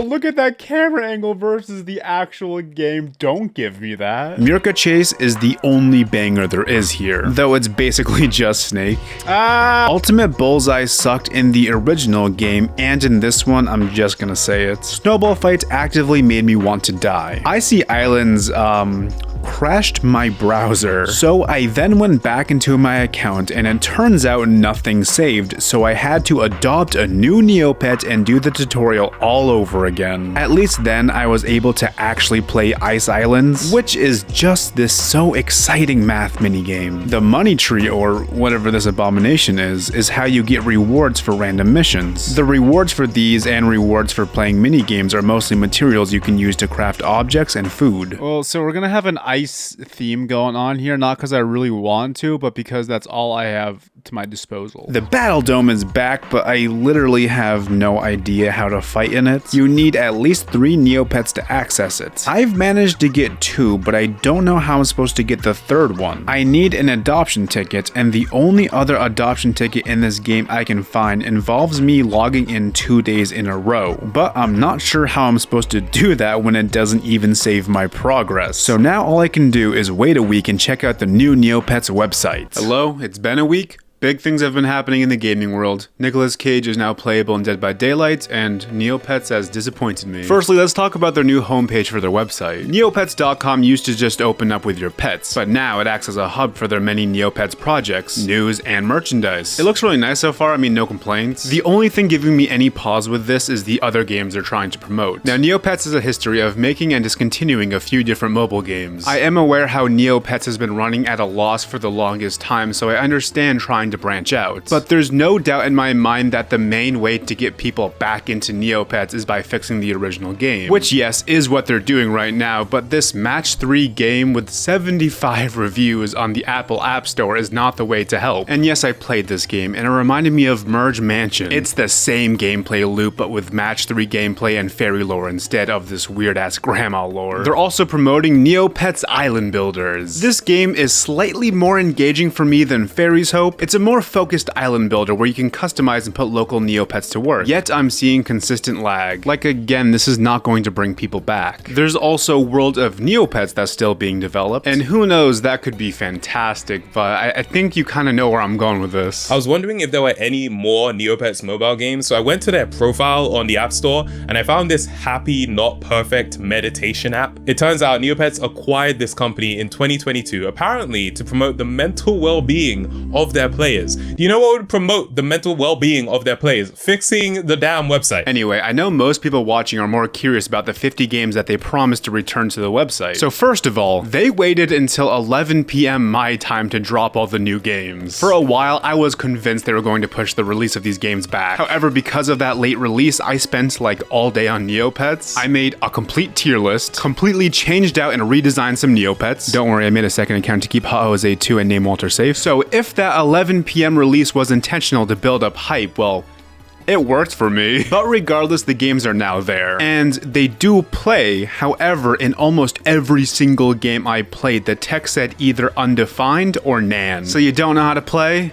Undefined. You got a game over? No, you didn't. You got undefined. Oh, did you win? Nope. Nan. Most of these games are simple enough to figure out without reading, but sometimes you just get into situations like this where it's impossible to figure out what to do. I think my favorite experience so far was trying to play Fiora's Quest, because this game doesn't say undefined or nan. This game just says nothing. There's just no text on these rectangles. So once I figured out which arbitrary rectangle to click to start the game, I was dropped into whatever the hell this acid trip is. It's actually really funny jumping into some of these games having zero context for what they are. Like, oh, this frog game is an asteroids clone. I had to figure that out on my own. And oh, of course, the squirrel things are flying down from the ceiling. Oh, now they're going up tubes and pushing me off with broomsticks.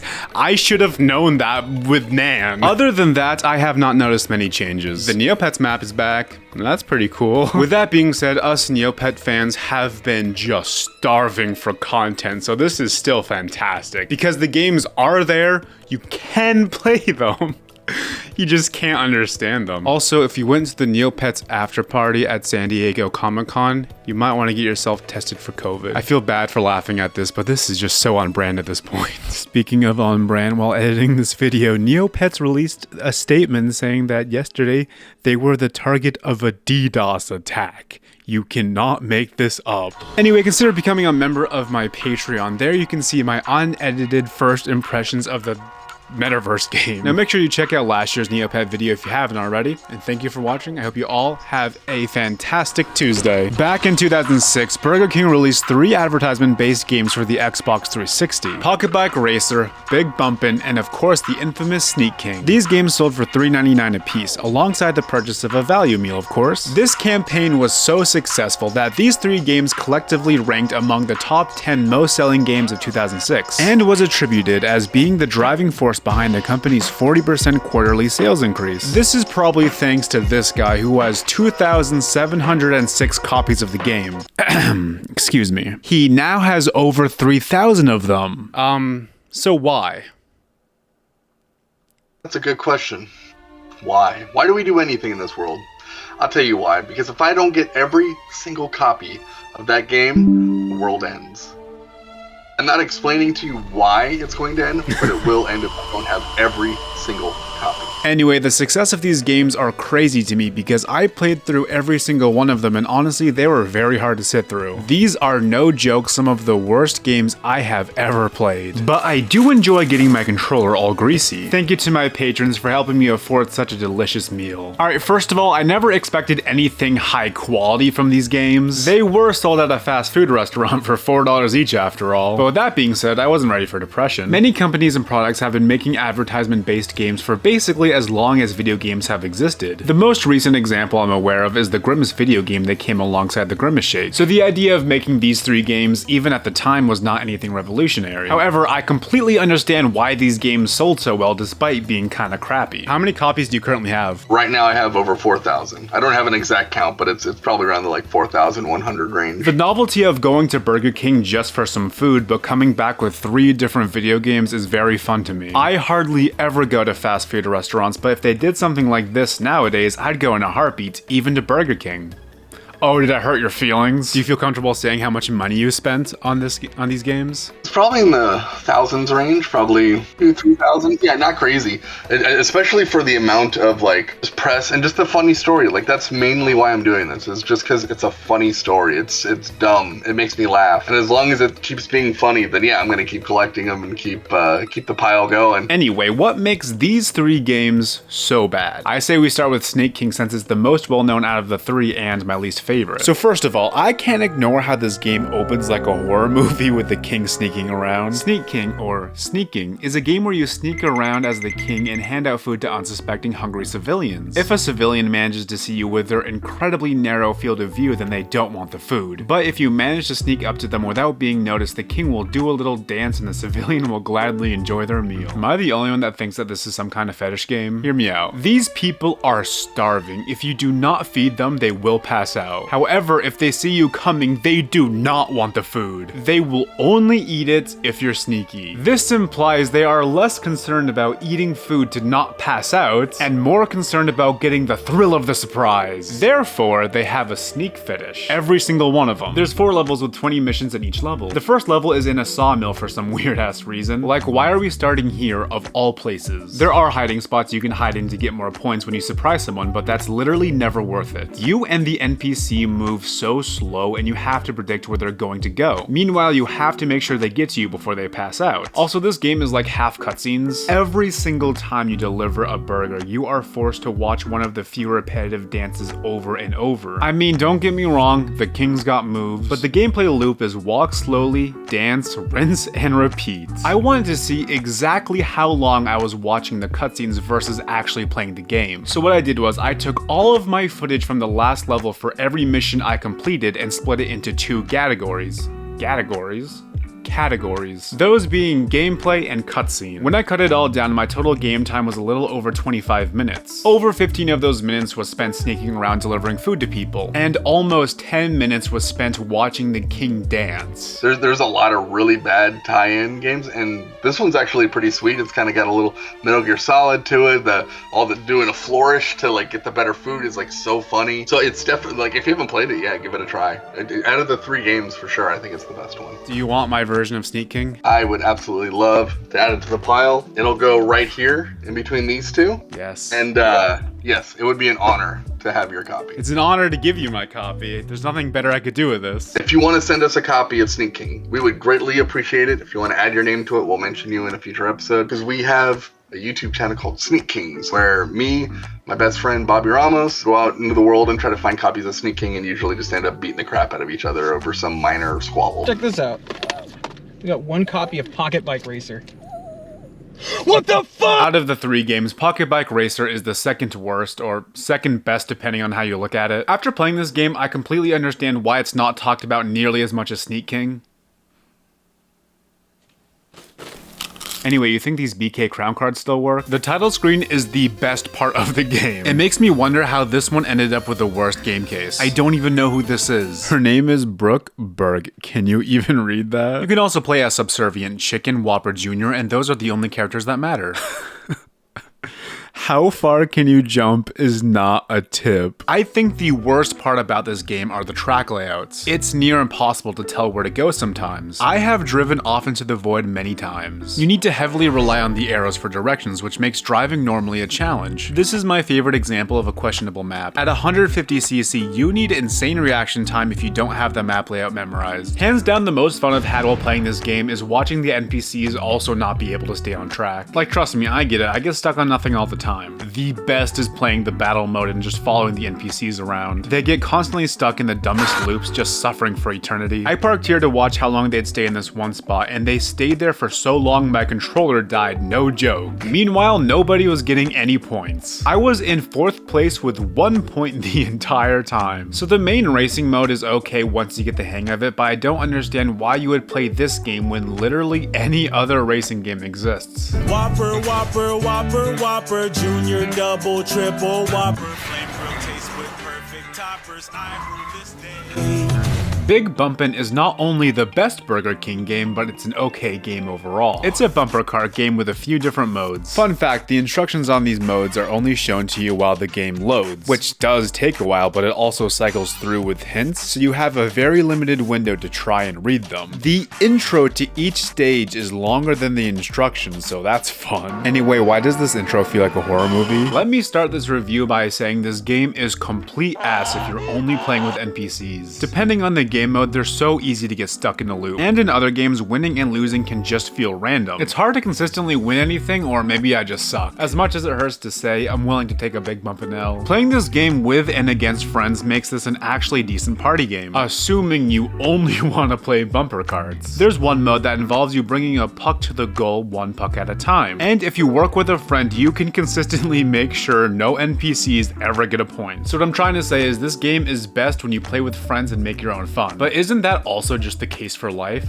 So many people are afraid of being cringe, and so many people worry about what strangers think about them on the internet, and you just can't live life like that. There is always going to be someone, no matter what you're doing, who thinks what you're doing is stupid. And if you base your entire life on the whims of some rando internet guy who you will never meet, and it will never have any effect on your life otherwise, you just can't live that way. You just got to do what you find fun and funny and great. That's what life's all about, is finding the things you enjoy and then finding the ways to do them. Like, who cares? Just do it.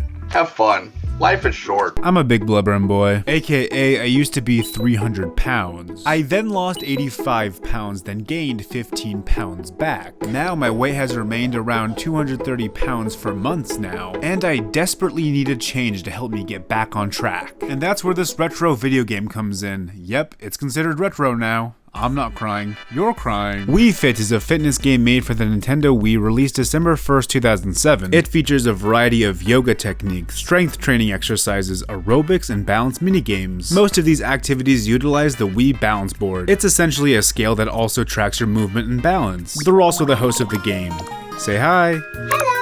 Do it. Greet the scale. They do a fantastic job of helping you reach your Wii Fit goals, whether that be to lose weight or gain muscle. And this is the box that it comes in, and I just love this box. Like this old guy right here, he is just having the time of his life. Meanwhile, this mom is so serious. She freaking means business. Your activity time is tracked after every minigame and or exercise you complete, and the game encourages you to at least check in once every day to get your daily body test in. There, the game basically tells you how fat you are.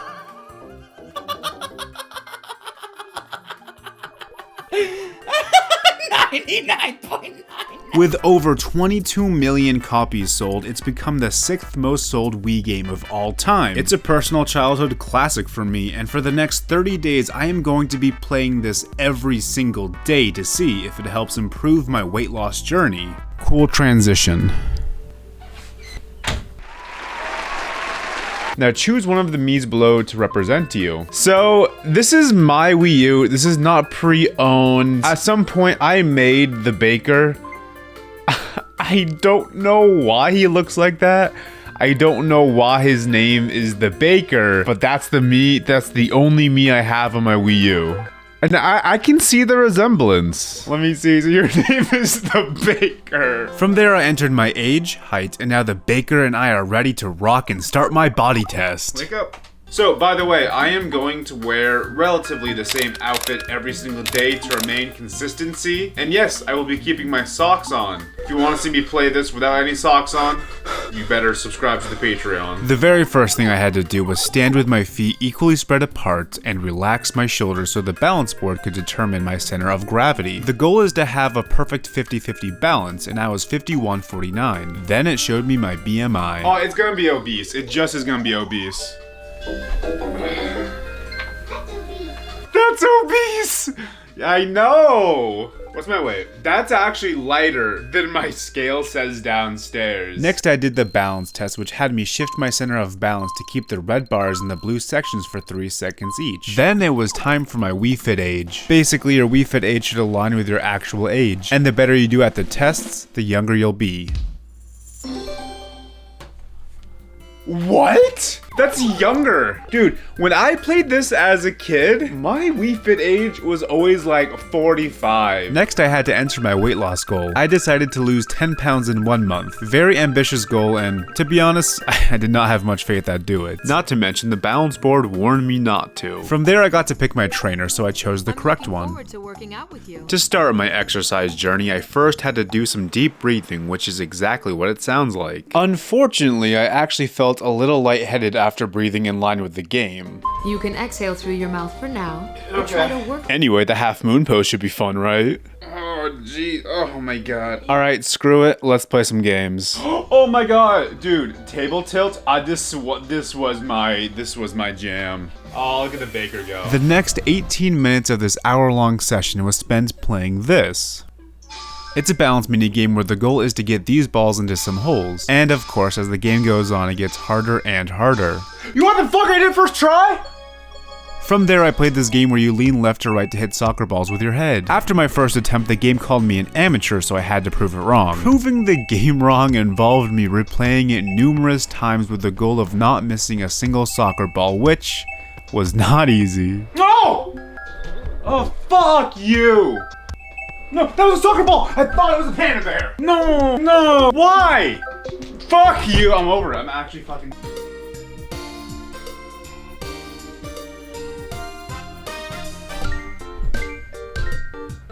Alright, it's time for the jogging minigame. The jogging minigame sucks. Okay. It tells you to put the Wiimote in your pocket to run, but it just doesn't work, so I did it my own way. Then I did a little more yoga, some lunges, and called it a day to get myself ready for day.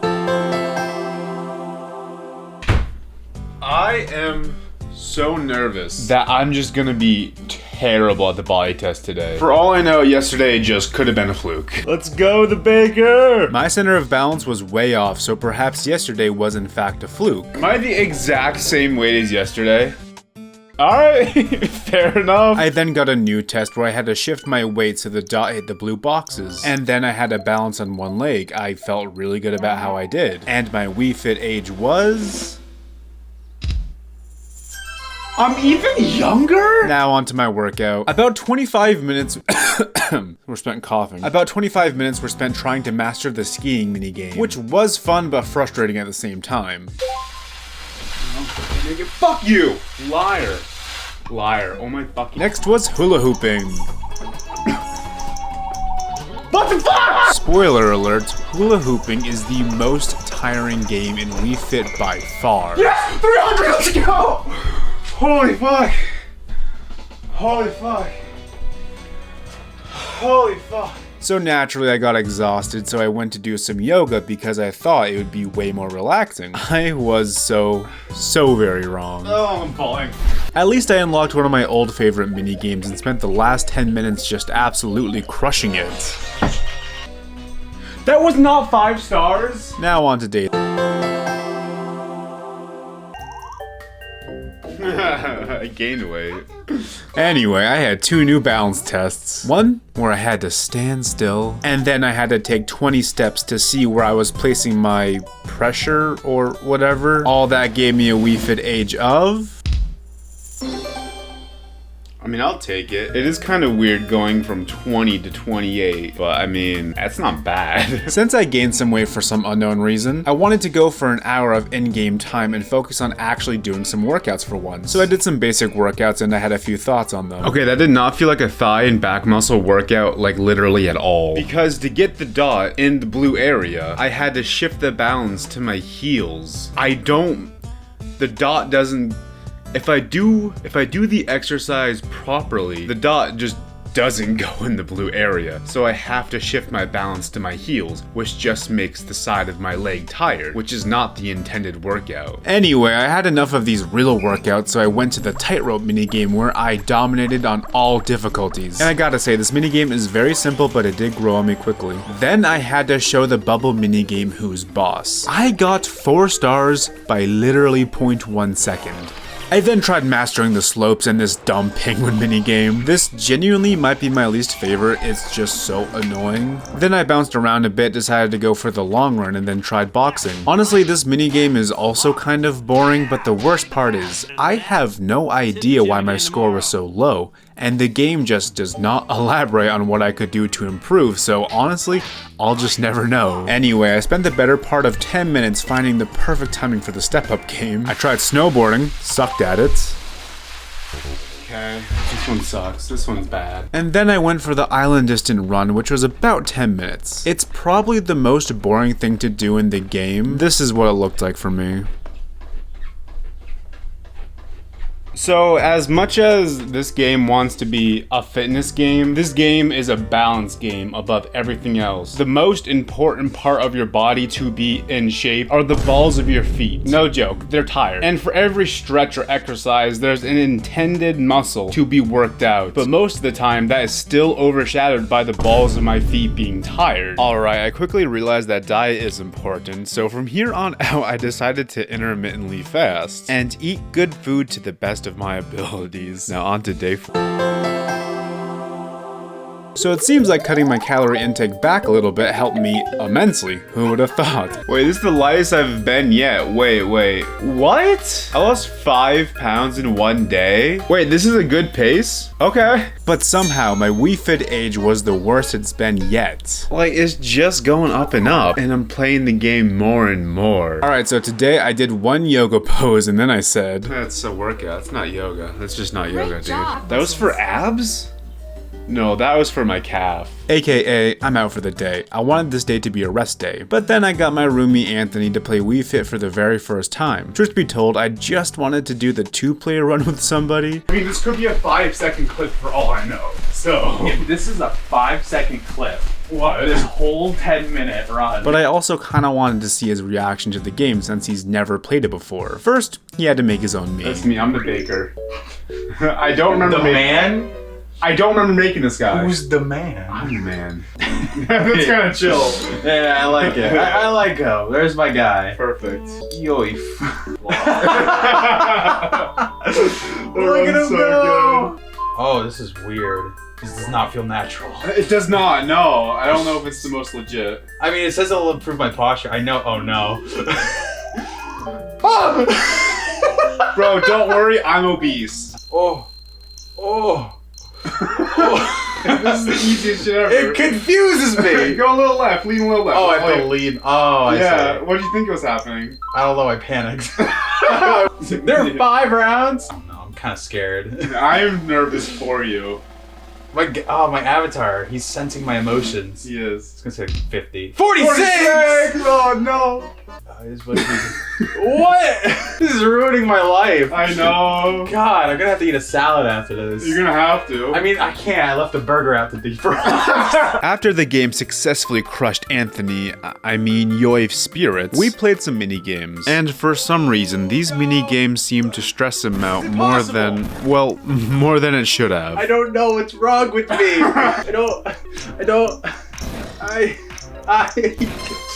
Finished. Watch me do this on advanced. On advanced? I was on beginner? Yeah. There you go. Okay. Nah, I'm already past you. No. Oh, that's it.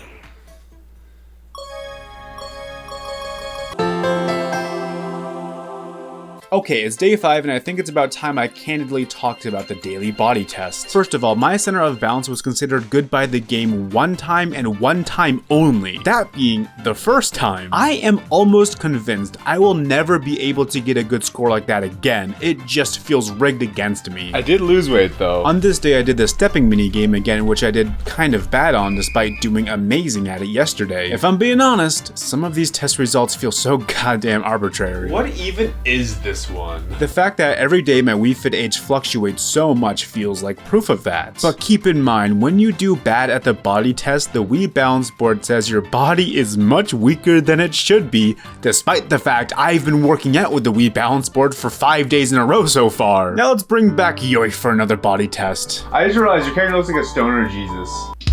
30! Oh! Okay, that's good! It's better than last time. You're 46. I was 46 yesterday, God.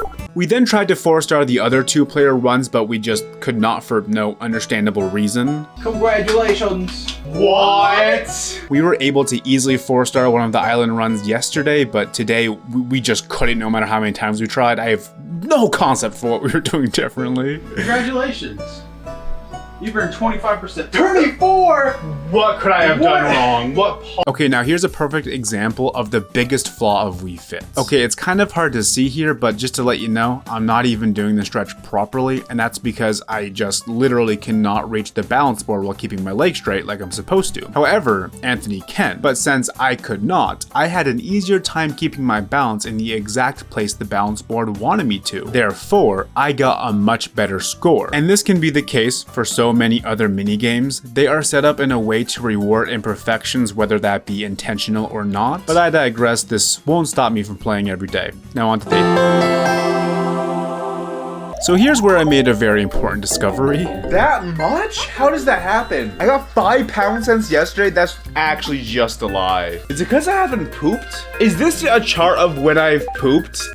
Okay. I started with a plank, which is an incredibly flawed game because I obviously cannot see the screen if I'm doing the exercise properly. So I had no idea that my center of balance was off the entire time. So I never even had a chance to do the exercise quote unquote properly. How was I supposed to see that? So from there I did more exercises that I have been ignoring. Then I played this surprisingly difficult balance minigame where I just had to sit there with perfect posture while keeping still for 180 seconds. You can see on my face how hard I was focusing because this is so goddamn hard.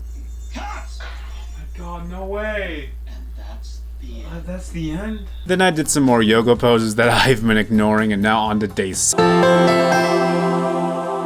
I finally actually lost a little bit of weight. And my Wii Fit age was? It's the first time it's my actual age. Alright, so I'm at the point where I've done and talked about basically everything I wanted to. So there's really nothing new to say. On to day 8.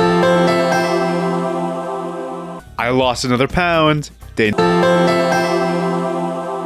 So it's been over a week of my Wii Fit journey. A lot of ups, a lot of downs, a lot of emotional abuse from the balance board, but hey, that's what we're here for. But I think it's time we took an actual look at Wii Fit. Am I actually getting a workout? And honestly, I'm not gonna tease you here. The answer is kind of. I think Wii Fit might be just fantastic for beginners or people who can't go outside or work out in their own home. But in a world where I can go outside to run, to ride a bike, you know, I'm not really seeing the value in Wii Fit for me. I think what I'm gonna do now is make sure I work out outside of Wii Fit. And then I guess we just go from there. So yeah, that's exactly what I did. I rode my bike, went to the gym, continued to intermittently fast and eat healthy. And oh, what a shocker, I'm losing weight way more consistently when I work out outside of Wii Fit. So I played Wii Fit every day aside from day 26 because Wii Fit's kind of making me depressed. On Wii Fit,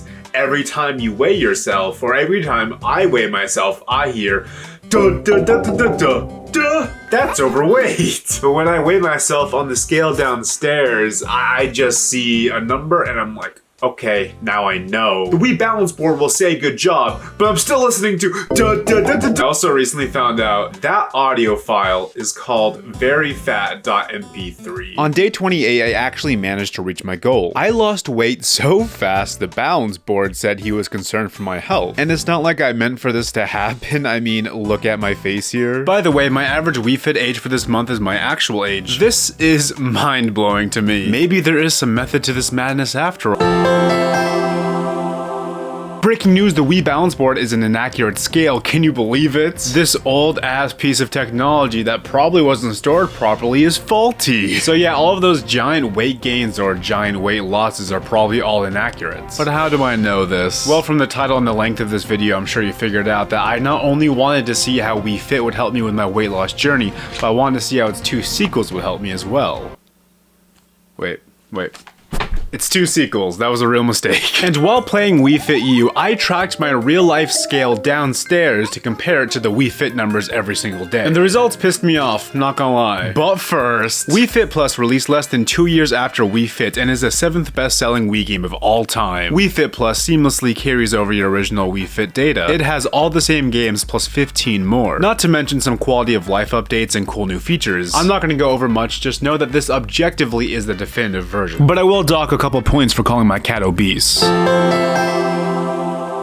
I have never played a golf game I've liked, and this is no exception. There's also a stupidly lengthy tutorial for it. After playing the skateboard game, I realized that there has yet to be a good minigame where you have to put the balance board sideways. Why is that? I have no idea. This is the minigame that made me look the stupidest. This one made me feel cool. To sum it up, there are a handful of really good new games and some bad ones, but at this point in the video, I think it's clear how well these minigames actually help me lose weight. For example, the biking minigame is fine, but man, if only instead of doing this, I could just...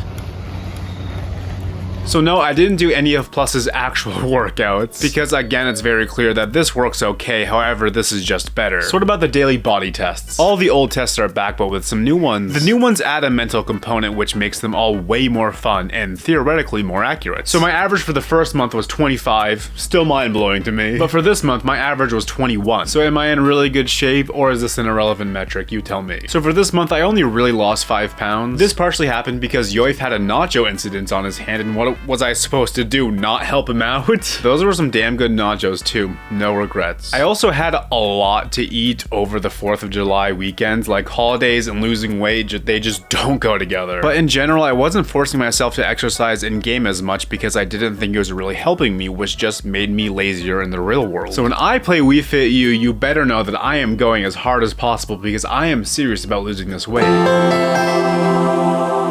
First of all, the baker can't be transferred over to Wii Fit U, so say hello to Mr. Dragon.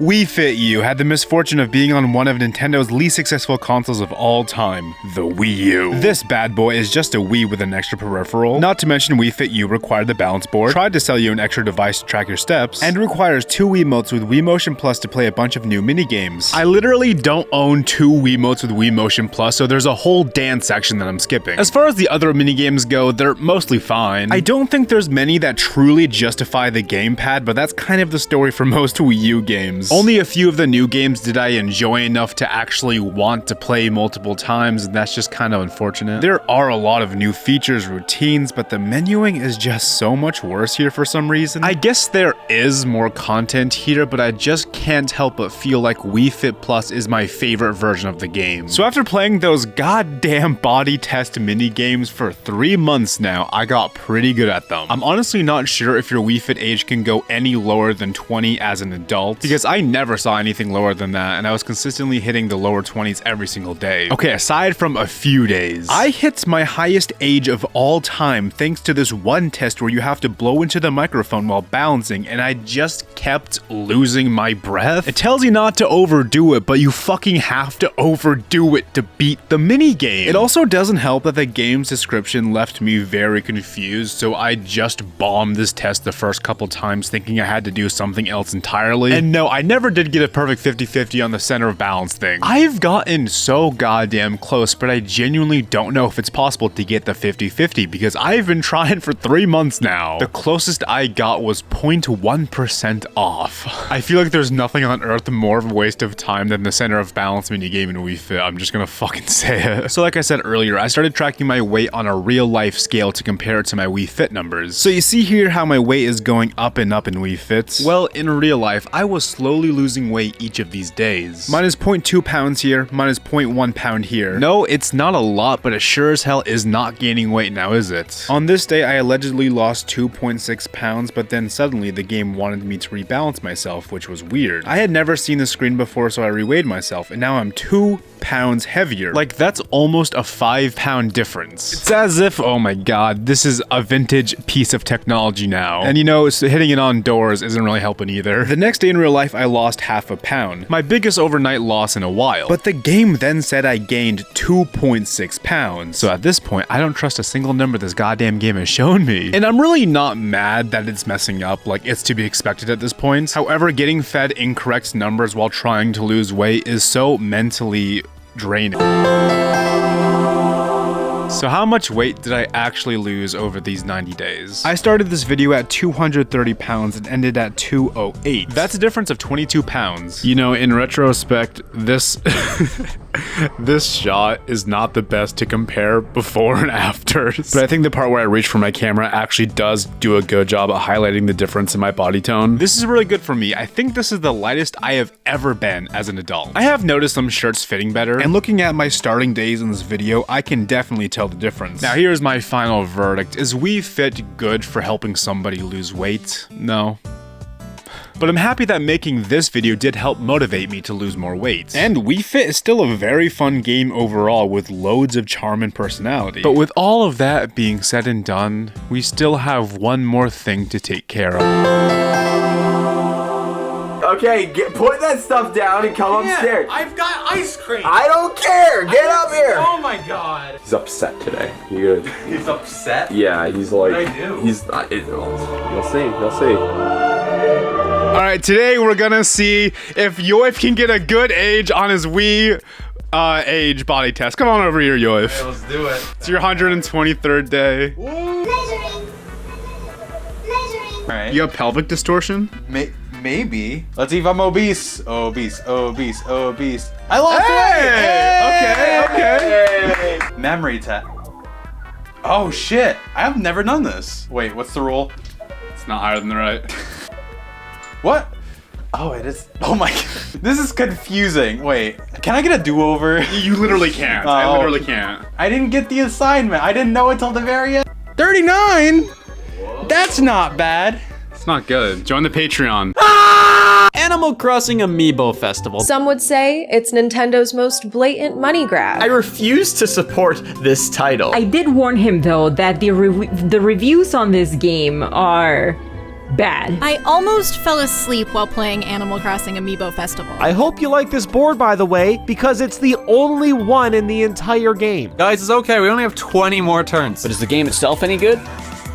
Basically, public consensus says that it sucks. Amiibo Festival killed my family. Animal Crossing Amiibo Festival is one of, if not the worst party game of all time. Perhaps even one of the worst Nintendo games of all time, beating out such horrid games like Curb Stomp 6-4 and Loog. Now, if you've ever seen somebody review this game, you've probably heard almost nothing but bad things. In my research, the best defense for this game is, it's not that bad. But if that's really the highest praise out there, I'm starting to think it is that bad. I also found 2 separate videos of people destroying their copy of the game, so take that for what you will. Anyway, I am one of the few people who genuinely loves this game. Here's why. To be clear, I don't think this is a good game. I just love it and would kill you to protect it, if that makes any sense. Amiibo Festival is so bad, it's impressive. You know when a movie is so bad it becomes good, like Sharknado or Spy Kids? Well, that's where I am with this game. It lacks any kind of variety or strategy. I'm surprised this game ever got made. And I think that's what not only draws me to the game, but also draws in my depression. Okay, all jokes aside, I am genuinely truly fascinated with this game. It really feels like they went out of their way to make such an unredeemable, unfun experience. And it just so happens that I am apparently so goddamn mentally ill to the point where I had a burning desire to master this game. If that's even possible. I want to completely learn the ins and outs of it to see if under this complete failure of a game secretly lies a misunderstood gem. And if it turns out to be dog shit like I kind of think it will, I still think it's really funny to become a master of a game that nobody will ever want to play with me. Basically, I'm dating that unredeemable bad boy on the block because I think I can fix him. So what I did was I gathered my 2 roommates together so we could play Amiibo Festival over and over and over until I have a complete sense of mastery over the entire game. Or until I kill myself. This is the story of my year-long journey to master the worst party game of all time. Amiibo Festival. Now, Amiibo Festival is obviously a spin-off of Animal Crossing. If you don't like Animal Crossing, then how dare you? You have just hurt Punchy's feelings. You see this gorilla in a party hat? Congratulations. He hates you now. But also, don't worry because this game is completely disconnected from the rest of the franchise. All you need to know is Animal Crossing is the type of game you play to relax, relieve stress, have a good time. And Amiibo Festival makes you want to kill your best friend. There should be 4 of us. From the very first announcement of Amiibo Festival, fans were skeptical at best and furious at worst. My boy Zach's live reaction sums up the fans' general reaction the best. Oh my gosh! It's Animal Crossing! Oh! Wait, what is this? Is this... what? Please don't be a Mario Party spinoff. I swear. Nintendo, you just messed up. Whoops. So yeah, fans wanted a new mainline Animal Crossing game but got whatever this was.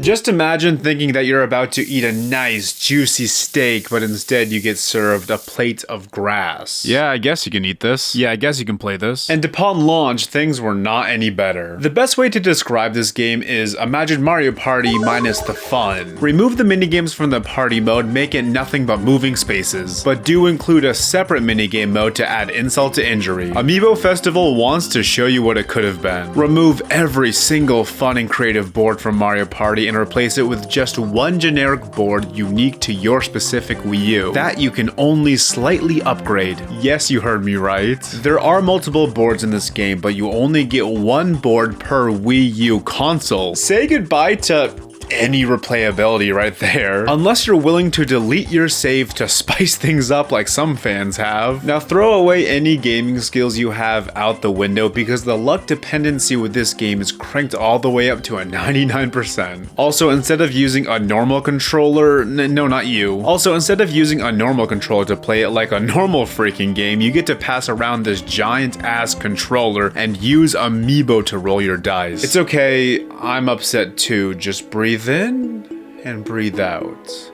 Breathe in and breathe out. All I eat is grass now. Now, if I had to guess, I think this game is designed to be as reminiscent of the mainline Animal Crossing series as much as possible. In every mainline Animal Crossing game, you get one map per console, so I guess they had thought that would be a fun trend to continue. People love Animal Crossing for the cute dialogue with villagers, so I guess they decided to fill each turn with cutesy cutscenes that you will stop reading after 2 games at most. People love customizing their towns and homes in games, so they added a function that lets you visually customize your board but adds 0 new game mechanics, aside from some branching paths that on my map are so goddamn boring. My hypothesis is they did not trust themselves to gain any kind of audience outside of the core Animal Crossing fandom, so they wanted to double down and do what works in the mainline series. Oh, the series has no stakes, let's just make this a hyper casual party game, people will love that. But all of that leaves us with 4 minutes of Katrina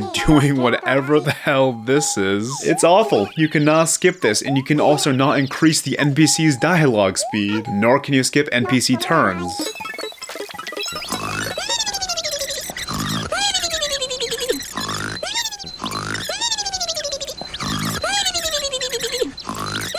I swear they designed this game to make you want to share these cute interactions online to create a sense of FOMO for everyone else who is not currently looking at cute animals, as opposed to making, you know, a good game. I'd argue that's also the case for the series' latest release, New Horizons, but that's a whole different rant for a whole nother video. I feel like what they were going for with the Amiibo figures is kind of the same thing they were going for with the original Animal Crossing on GameCube, where You would take your memory card, go over to a friend's house and plug it into their GameCube, and then you could visit each other's towns. Same idea with this, where like you're bringing your amiibo over to your friend's house to play on a whole different Wii U with a different board, and you get to bring your experience and your outfits with you. And it's really cool and really unique because all the maps are like really, really different. I was like, no.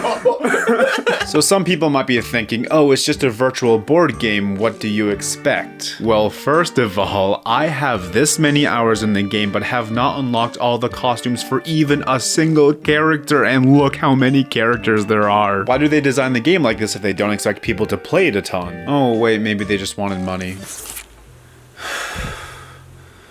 I am sorry for financially supporting Animal Crossing Amiibo Festival as much as I have.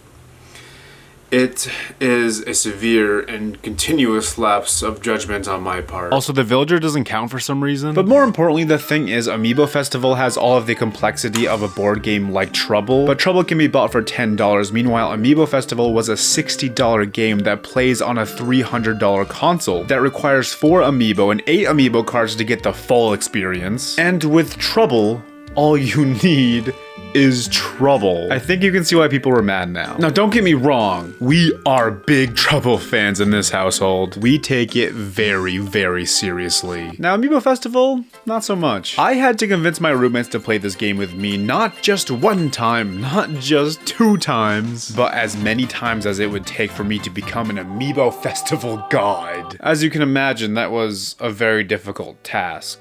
Have I mentioned this game is bad yet? We felt the need to create some outside incentives to continue playing. This is a sexy golden Anka trophy that we 3D printed and painted gold. This prize goes to whoever has the most wins, or whoever's loneliest that night. It's usually me. This is a 3D printed Roman Tom Nook trophy painted silver. Obviously this goes to whoever has the second most amount of wins. This is a broken piece of glass. It goes to whoever's in last place. These trophies genuinely made the boys want to play game after game after game. They're simple creatures that I will crush one day. So we played this game on and off over the course of an entire year. Yes, a year. This was done to, of course, space out the trauma.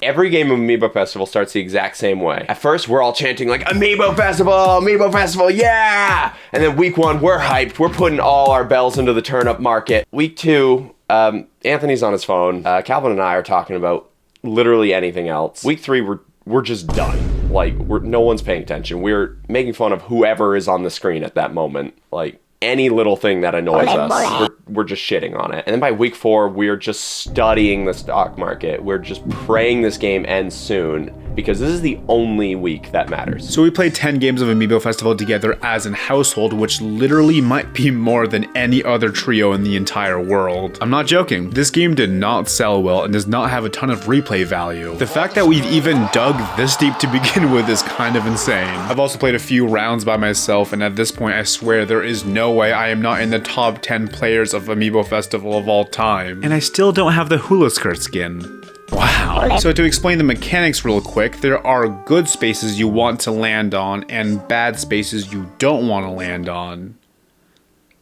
The main sense of agency you have is which direction you choose to go. Sometimes you get cards so you can choose your role. In other small events throw in a random chance factor. Like when Phineas shows up, someone will get rewarded for simply existing. Sorry to interrupt my own video, but I just read the manual for this game, and I found out I described the game the exact same way the developers described the game in the manual.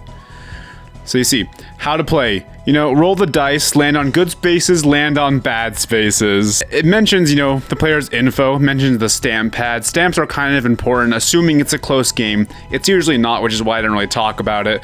But, you know, and then it kind of explains the cards, and then tells you how to roll the dice, then tells you to choose your direction, and then tells you the results of the game. Is that not what I said, or is that what I said?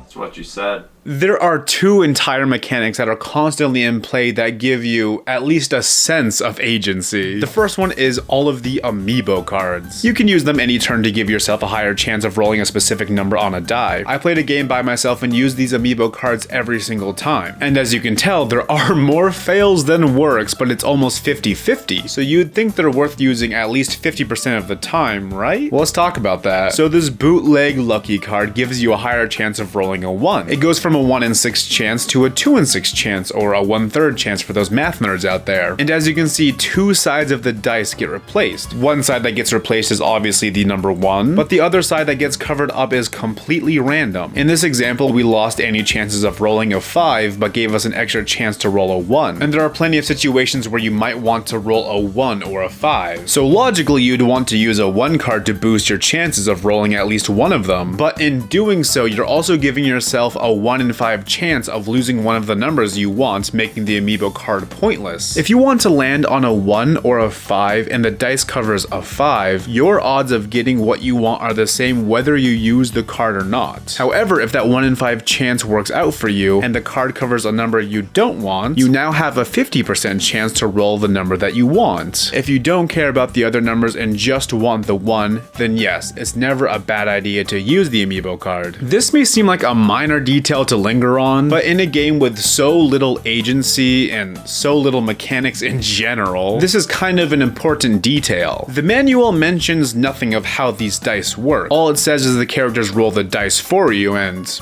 I guess they're not lying, but why not add an extra sentence that actually describes what the dice do? But why can't they at least fully explain to you one of the few mechanics in the game? Like, these are cards that I paid real money for. The very least you can do is tell me what the fuck they do in the game. I wish I was done talking about these amiibo cards, but I'm not. When trying to win the game, I min-max these bitches at every possible opportunity. Even after all that's said and done, I use these almost every turn to increase my odds of landing where I want. Now, Kyle over here, he uses these cards sometimes, and Anthony rarely ever uses them, and would you look at that, all the scores are tied up. So the main reason for these three different strategies are based on how much we care. In my mind, there's no reason not to go for the optimal number every single turn, and no one has ever disagreed with me. They just don't care because this game is shit and the scores are tied anyway. It don't matter. None of this matters. Now let me introduce you to the stock market, aka the only reason this game is worth playing. So in this game, every round equals 1 day and each game lasts for a month. Every Sunday, Joan comes to town to sell everyone turnips. Turnips work similarly to the normal Animal Crossing games. They act as currency in a stock market that changes every single day. The goal is to buy low and sell high. But of course, whether the stock market is up, down, fluctuating, crashing, or completely closed is 100% RNG. Each space has a turnip price and it's up to you when to sell. You need to take the stock market seriously because if you don't, somebody else will and win by a landslide. No, seriously, every single game boils down to who played the stock market the best and it's never close. Okay, so I'm in first place. I have 122,000 bells. I'm gonna go all in on the stock market. So over 1,000 turnips for all my bells. Yo, as Pee-wee says, this is the last day. What the fuck? The stock market is closed? What? Oh, get fucked, I guess. I don't know. The stock market adds the perfect amount of spice and can be really fun. So it really sucks when it's just steady for the entire month. So the prices never fluctuate, leading to zero chances of any risk and reward. You can only play it safe because that's the only thing the game will let you do. And that results into just the most boring, uneventful game ever. Have I mentioned yet that these games can be over an hour long? After these 10 group games and my solo games, my research shows that it is statistically inconsequential which strategy you go for. The nail in the coffin for this was when our friend Neil came over. We played 2 games with him and he won both of them without knowing what he was doing. Look at his smug face. I fucking hate it. He went up against 3 people who have played 8 mind-numbing games of Amiibo Festival and then just kinda won. Twice. How did he do it? Oh man, it was all luck. After all of my findings, I do not think you can master Amiibo Festival. Festival. And it really pains me to say this because I've either been playing this game or thinking about this game for a goddamn year now. The more I learn about the game, the more I play the game, the more I realize there's just no sense of agency just anywhere to be found. I'm out here struggling to get 3rd place against bots sometimes. This year-long research of Amiibo Festival amounted to nothing.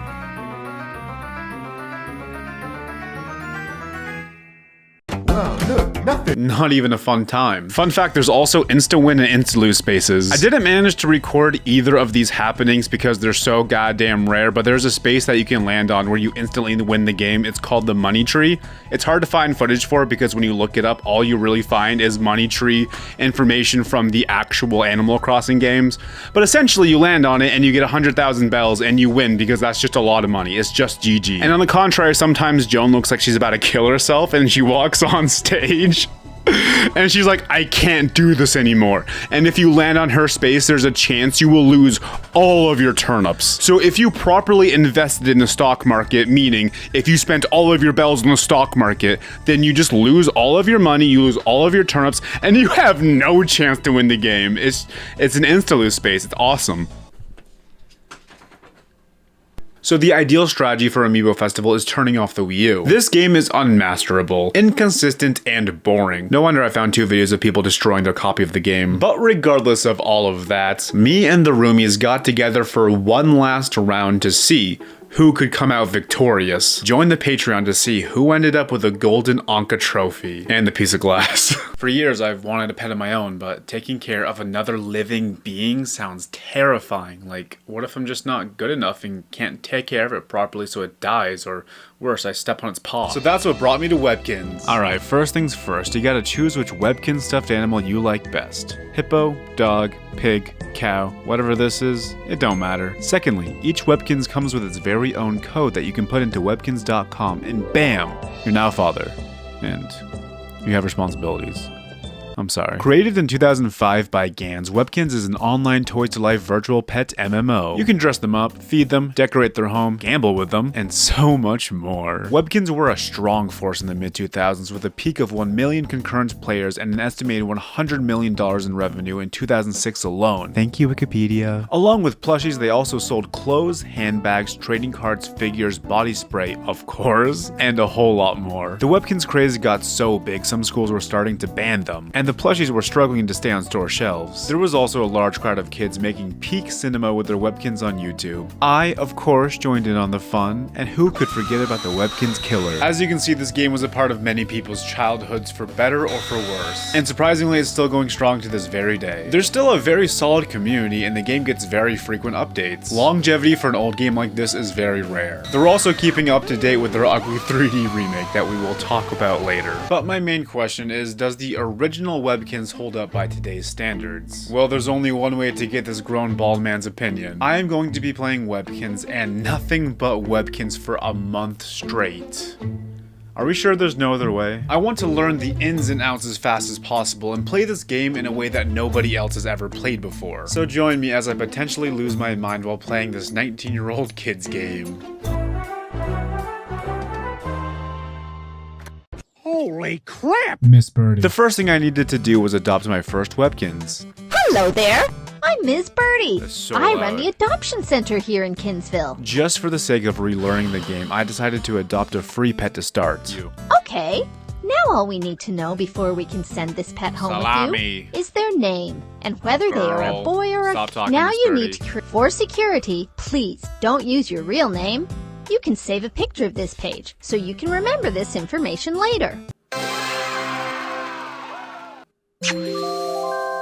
Okay. The tutorial was really straightforward, and unlike some other games of its time, everything was really easy to figure out. Well, as fun as this is, I think it's time to learn how to decorate. I'm going to save you my first impressions of this game because basically all I said was, I remember the art class. Oh my god. Oh my god. How do I remember this? Oh my god, I remember this. They have not updated these graphics ever. So the reason some of the textures look bad is because when the game ran on Flash, everything was made with the vector graphics. graphics, meaning it could upscale well. But basically with the death of Flash, that no longer was the case, and the game looks worse for it. But that did not stop me from having fun and rediscovering the magic of this game. I spent my first hour wisely and visited every single icon here to try to get a game plan going for the first month. A big thing with Webkinz is its community, of course, and there are plenty of places to hang out with other players, and it's not really fun. Sigma, you of course cannot type out your own messages and have to use preset dialogue options. I also, for the life of me, could not get anybody to play a minigame with me online. I was going insane. I was trying for at least 5 minutes straight and no one wanted to play with me. So the magical forest has some fine dailies that I'll be checking out. Fairies have a chance of giving you items or useless charms that I will never finish collecting because there are so many of them. There's also this mode where you can take care of these things called Zums, which as far as I can tell is just a Webkinz for your Webkinz. And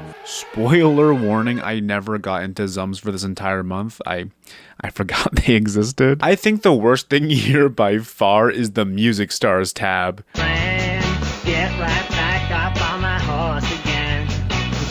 I'm fucking 25 and have nothing better to do than this. Yes, I finished the entire video. I also hate the adventure park. It has a bunch of quests you can complete for items and money, which sounds fun on paper. However, for the life of me, I could not figure out how to collect the pink dust clusters, which is the first mission. And another spoiler alert, I tried this again 3 days later and still had no idea what I was doing. So I ended up just forgetting about the adventure park entirely for this month. I'm so sorry. But my favorite place is the curio shop with my boy Art. You look like you're new here. And don't get me wrong, this is 100% nostalgia based, but what you do is go mining and try to find rare gems once a day. You can sell these gems for some Kinz cash if you want, or if you're cool, you could hoard them all to eventually, hopefully one day, complete the Crown of Wonder. Just like getting all of the charms in the magical forest, this will never happen. I know for a fact I will never get close to that crown, and I'm very ashamed of it, but I'm gonna try my best. There's some things I'll have to check out later, like the Webkinz Stadium. The stadium requires your Webkinz to level up, and yeah, of course there's goddamn stats in this game, why wouldn't there be? You can level up your stats by completing classes with Miss Caroline, which just involves playing some basic minigames over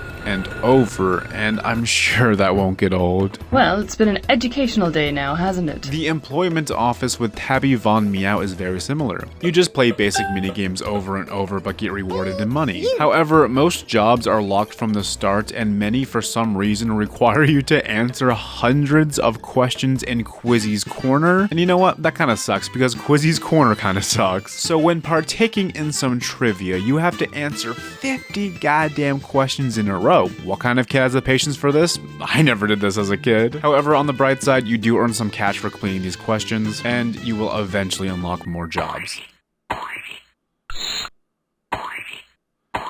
Hooray. Something I noticed was how the game restricts how often you can do certain tasks. This of course is a regular game mechanic in these types of games, and it's designed to get the kiddos hooked and coming back for more. It's not malicious at all, I swear. Some things you can only do once every 8 hours or once a day. I can take a few classes at the school, which is fine, but I can only go on a recess once every 15 days? Why? It wasn't even a fun time. There was basically nothing to do, and I also gained literally nothing. But whatever. I guess I'm for sure coming back in 2 weeks because they have properly managed to create a sense of FOMO in me for recess, and I'm 25. Anyway, alright, if you're just here for some nostalgia, I got your back. This is what the old menu used to look like, and you have no idea how much this does for my pathetic brain. Other than that, there's obviously tons of mini games, shops, and other small things to do just for fun. Honestly, nostalgia trip aside, I had a great time playing and genuinely saw the potential this game has. If only I was playing this game the way God intended and wasn't binging it in 1 month. So now we're moving on to day 1. Wait, what? Yes, what you just watched was day 0. I am not counting that as a part of this month. This was just my tutorial day and nothing more. Not only will I be playing this game every day for a month, but so will my roommate.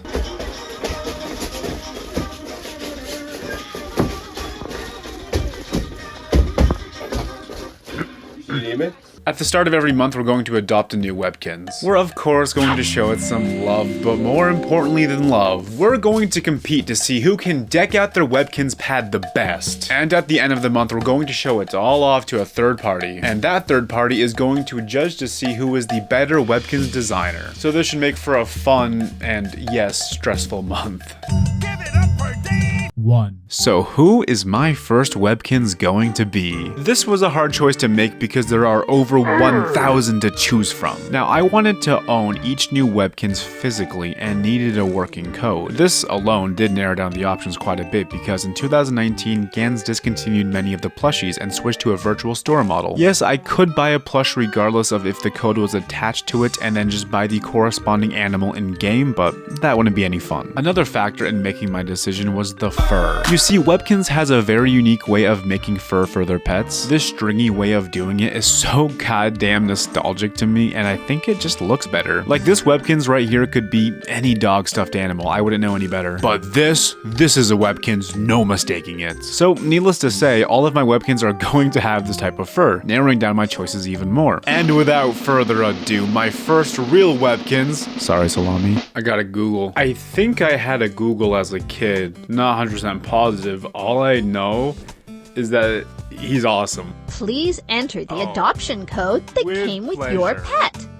Okay, now all we need to know before we consent and whether they are a boy or a girl. Next. Stop talking, Miss Birdie. No, I did not misspell his name. You guys are the ones who can't spell. Look at him. Look at my boy. He blew me a kiss. He looks dead.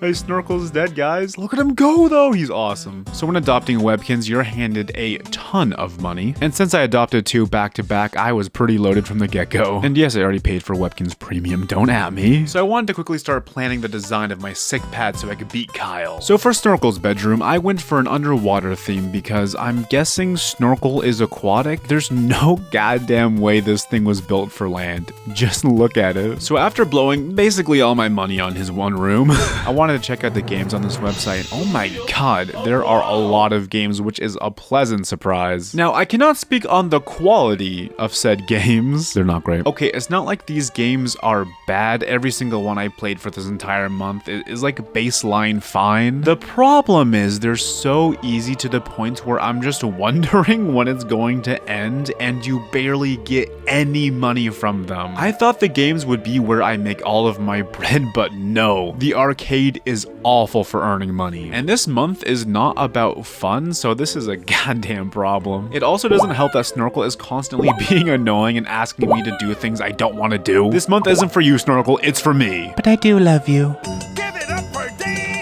Day 2 started off very productive. I did my dailies, of course, and found some new ones that I was missing, and also realized there's a goddamn dailies tab. How did I actually miss this? After all that, I tried to not shoot myself as I played one game called Crafty Carnies for 11 minutes to only get 156 Kinz cash, which is not a lot. And that was also with the Game of the Day bonus. While playing this stupid match 4 game, all I could think about was how this is going to be my life for a month, and there was nothing I could do about it. So I then decided to look up the best ways to make money, and I wasn't finding a lot of good consistent ways. That was until I stumbled upon my boy King Clark's 2023 guide. One huge piece of advice he had was to sell the decorations in the Kinzville map. That gave me a ton of quick cash. At this point, I trusted King Clark with my life. I mean, King wasn't his name after all. He truly felt like a prophet from God to help me play Webkinz. In his video, he then started to explain to me how farming can earn you a ton of money. So without thinking about it, I immediately bought a plot of land for farming, which cost me 1,000 Kinz cash. A steep investment, yes, but why would this man lie to me, right?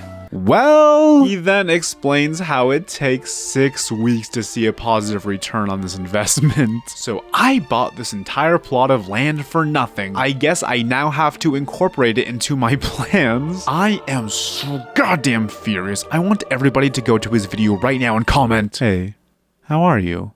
2024 guide where?" I then banged out 50 math questions in Quizzy's corner to unlock more jobs, planned out more decorations, and then Kyle got his first taste of my Webkinz. Salami's awesome. What the hell? She got a dinosaur hat. That's awesome. Give it up for D! 3. Well. Day 3, I guess. What do I even do in this game? I don't remember. As you can see, my motivation was already waning. So for brevity's sake, just know every day I am playing my dailies. And since I'm making myself play for at least 1 hour a day every single day, just assume for most days I am also playing these boring games for way too long just to fill time. Today's bad game was Star Drops. I just scrubbed through the footage and realized the only time I smiled while playing this game is when I lost and it was over. But on the other hand, I found the first game that I really like and got addicted to, Color Storm. Wow, congratulations! You found the gem of the day! I gave up on my childhood dream of creating the Crown of Wonder at the curio shop and started selling my gems to art for extra cash. That's how desperate I was getting. I think the best consistent money-making method in Webkinz is selling back items. There's a decent amount of ways to earn free items in this game every single day, so my plan is to get them and then sell them back to buy items that I actually want. It worked out pretty well. I earned enough money to buy an extra room and started organizing my gamer pad a bit. But the real highlight of the day was watching Monkey and Monkey. Heard about the cat that ate a whole ball of wool? She had mittens! Give it up for Dave! I'm gonna join the Webkinz Discord because I am in disbelief of how hard it is to make money in this game. Unfortunately, the only real advice I got was to enter the Kinsville Academy. And if you remember, this is the place that goes off the stats your Webkinz can achieve from the school. But the problem with that is to even get one trait to level 2, I'll need to train for at least 2 weeks. So in 2 to 3 weeks time, this may be a moneymaker, but for now, it does not help. Anyway, I found another new game that I actually enjoy and gave Snorkel a much needed bath.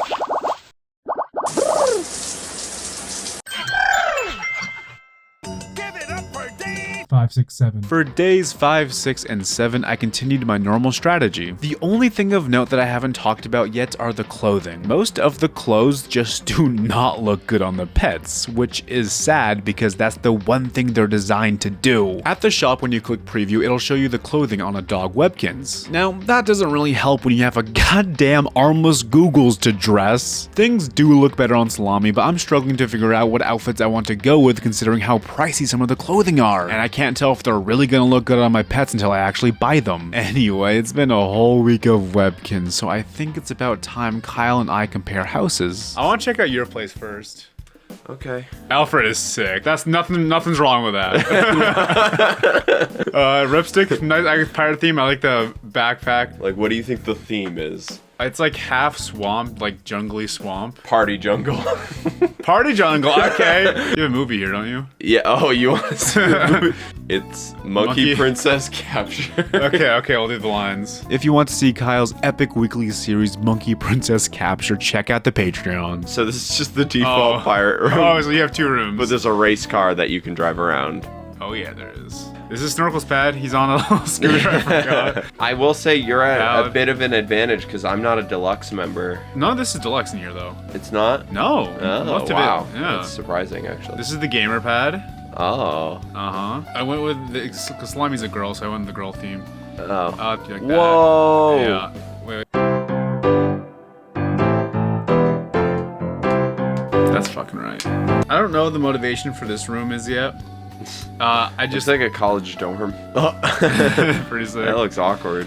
But yeah, what do you think of the pad? It's pretty sick. Welcome to the second week of Webkinz month. I would like to thank you guys for coming in. Salami, Snorkel, and our newest recruit, Nibbles. Isn't he awesome? We need to devise a plan to take down Kyle. Yes, after the first week, his house was kind of lacking, but he did have a few cool items. His fashion sense was on point. We're gonna get you guys' fashion up. Let's be honest, Snorkel, you look like shit no matter what you wear. You have no arms. It's not your fault you were born like that. I'm sorry for you. Salami. So that's Nibbles. You're gonna be the hot guy. You're gonna be the hot one, Nibbles. There's no other choice. Meanwhile, let's talk about renovations. Anybody got some ideas? Good. Okay, we'll have a beach room. An entire room dedicated to a beach. Okay, good idea. Whatever the fuck that room was, we're gonna expand it into 2 rooms. We'll have like one kitchen area or something, and then like a bathroom on top. All right, Nibbles, for your room, I'm thinking we go for some kind of jungle theme because I'm feeling very creative. Ah, Jesus Christ, this is gonna be so difficult to afford. The Witching Well 2 needs to start goddamn paying out. Oh, I'm sorry, Snorkel. You're the only one with literally any stats in this game. I can't toss you a stat. Okay, we need to start getting better spree rolls. I haven't talked about spree yet in the video. Well, it's because it takes 3 goddamn weeks for anything to happen in that game. Oh shit, it's time for recess.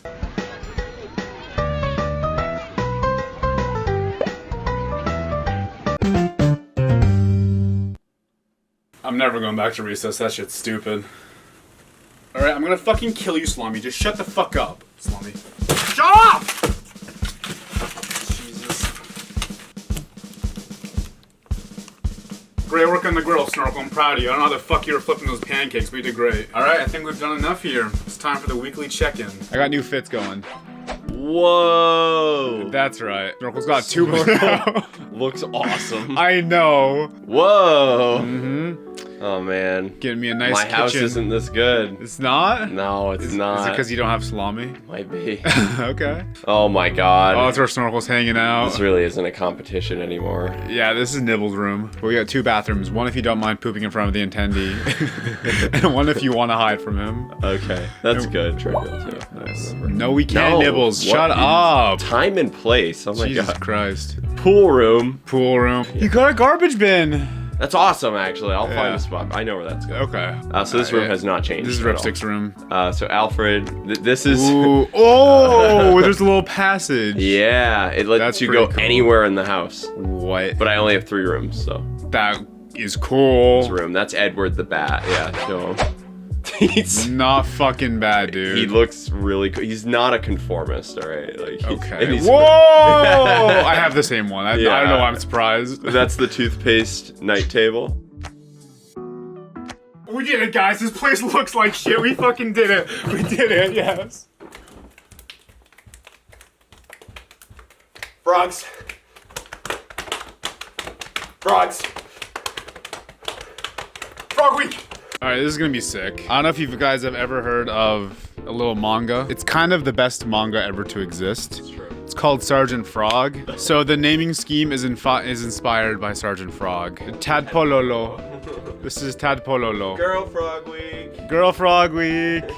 So this is my 3rd straight week of Webkinz, and I've officially gotten into the groove of things. I had a routine of just knocking out Webkinz every day ASAP, and honestly, I started to look forward to playing it every day. Like I said earlier, there are no good, quick ways to make money in this game, but if you play consistently every day, the money does start to add up. And to be fair, game design-wise, that's much smarter. At this point, I kinda got bored of playing new games that I knew I wouldn't like, so I just stuck to the games I did like and competed in tournaments. Mostly Color Storm because it's just the best game I found. I also finally made it to the end of the spree board and bought some unique items. I also already had plans for Tadpolo's room. I've noticed that if you're going to design a big room like I have been, one theme alone isn't enough to fill the room, so you need to pick at least 2 themes. I thought going for a forest/wizard vibe would be really cool for my frog. I also started revamping some old rooms to improve them with my newfound Webkinz knowledge, and I think Kyle is thoroughly impressed. I've already seen this place. Oh, okay. Pretty epic. What? I know! This room is too cool. What the I know. hell? Whoa. All because you have deluxe. None of this is deluxe, bro.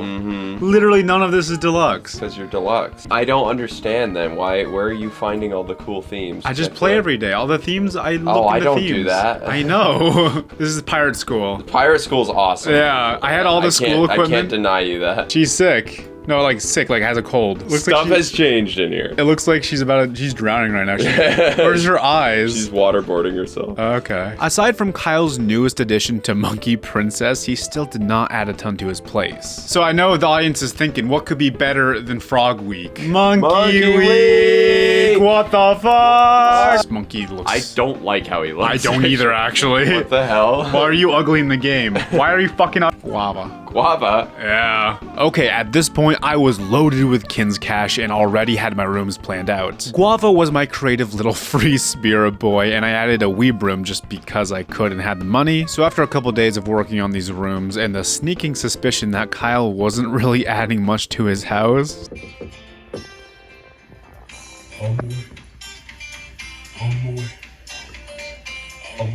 I felt comfortable that I was not only going to win, but dominate against him in the competition. So what better to do than load up Webkinz Next, the 3D Webkinz remake. I'm gonna shoot it to you straight here. This game is a downgrade in every single way. And there's already tons of videos destroying this game, so I'll keep it brief. No, it's Miss Biscuits. I'm Miss Biscuits. Hey, Miss and Biscuits. Welcome to Webkinz World. These pets would love to be part of your Oh family. no. Which one will you They're choose? so creepy. I'm not even like trying to ham this up. They're just kind of creepy. He's standing on his hands. His butt's not touching the ground. Or the stove. Stuffy. Why? Hands. Name him Mr. Hands. Okay. There we go. Perfect. So this game has a hub world that you can run around in and interact with players just like the original, but way worse.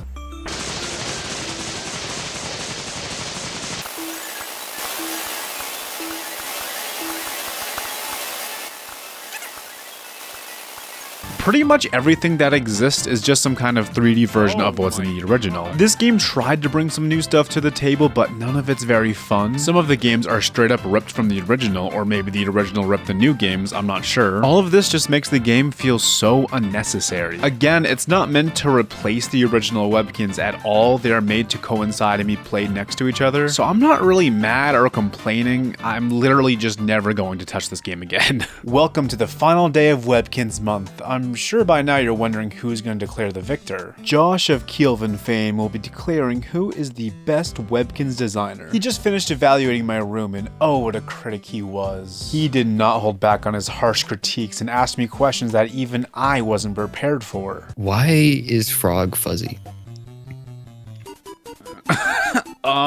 Who's the fucker in the corner? That's Alyssa. I hate her. Okay, well, I picked the girl theme because Salami's a girl. It's mostly the same. It's sexist. Yeah. Yeah, I too contemplate my biggest mysteries while looking at my dirty laundry. Can you play the drum? No, Snorkel doesn't have arms. I hate this room. No, Snorkel, you can. Look, Snorkel has no fucking arms. We're gonna cook real quick, though. What the fuck are you making? I don't know yet. Blue You gone. did not. Okay. Where did the blue come from? Let's see if he likes it. Chewy, but not in a good way. All right. Shut the fuck up. That's his artistic side trying to make a light of a horrible situation. You fucked up. Just accept it. Holy shit, that's a dope organ. You want to see something cool? Oh. Yeah.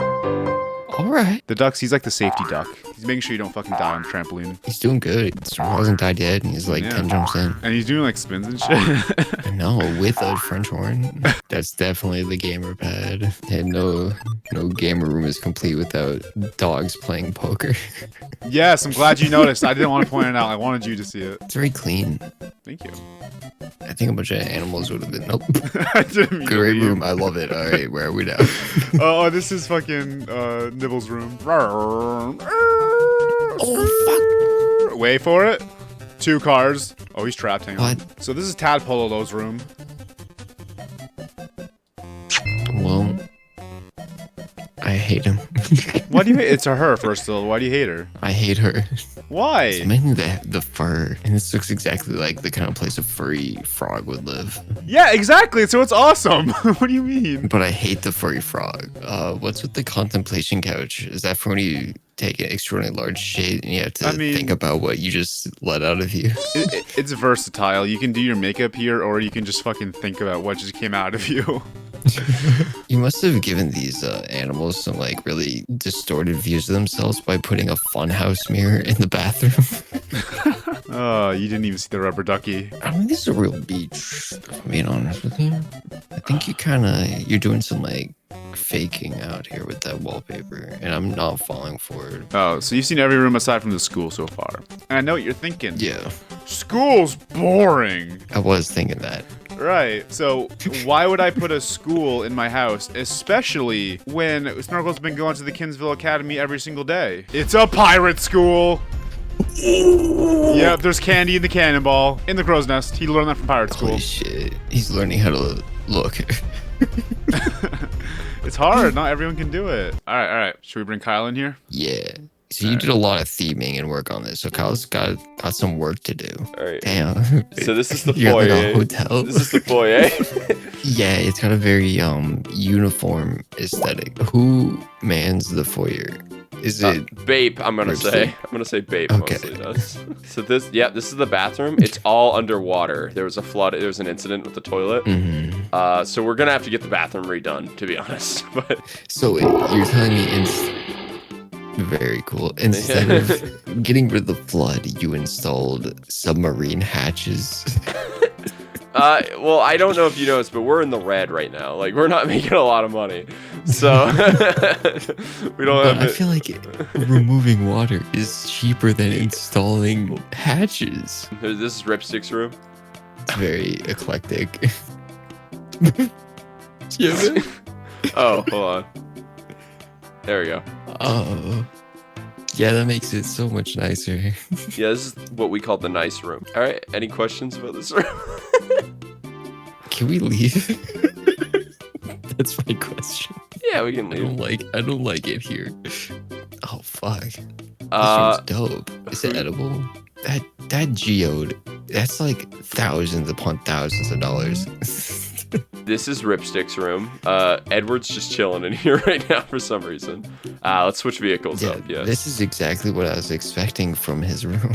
Yes, this is Babe's room. Yeah, and he has a tea party here. Is this part of a creek? I'm confused. Why is there an airplane window and a creek? And is this sponsored by the school? Yes. In mere moments, this month-long battle will be over.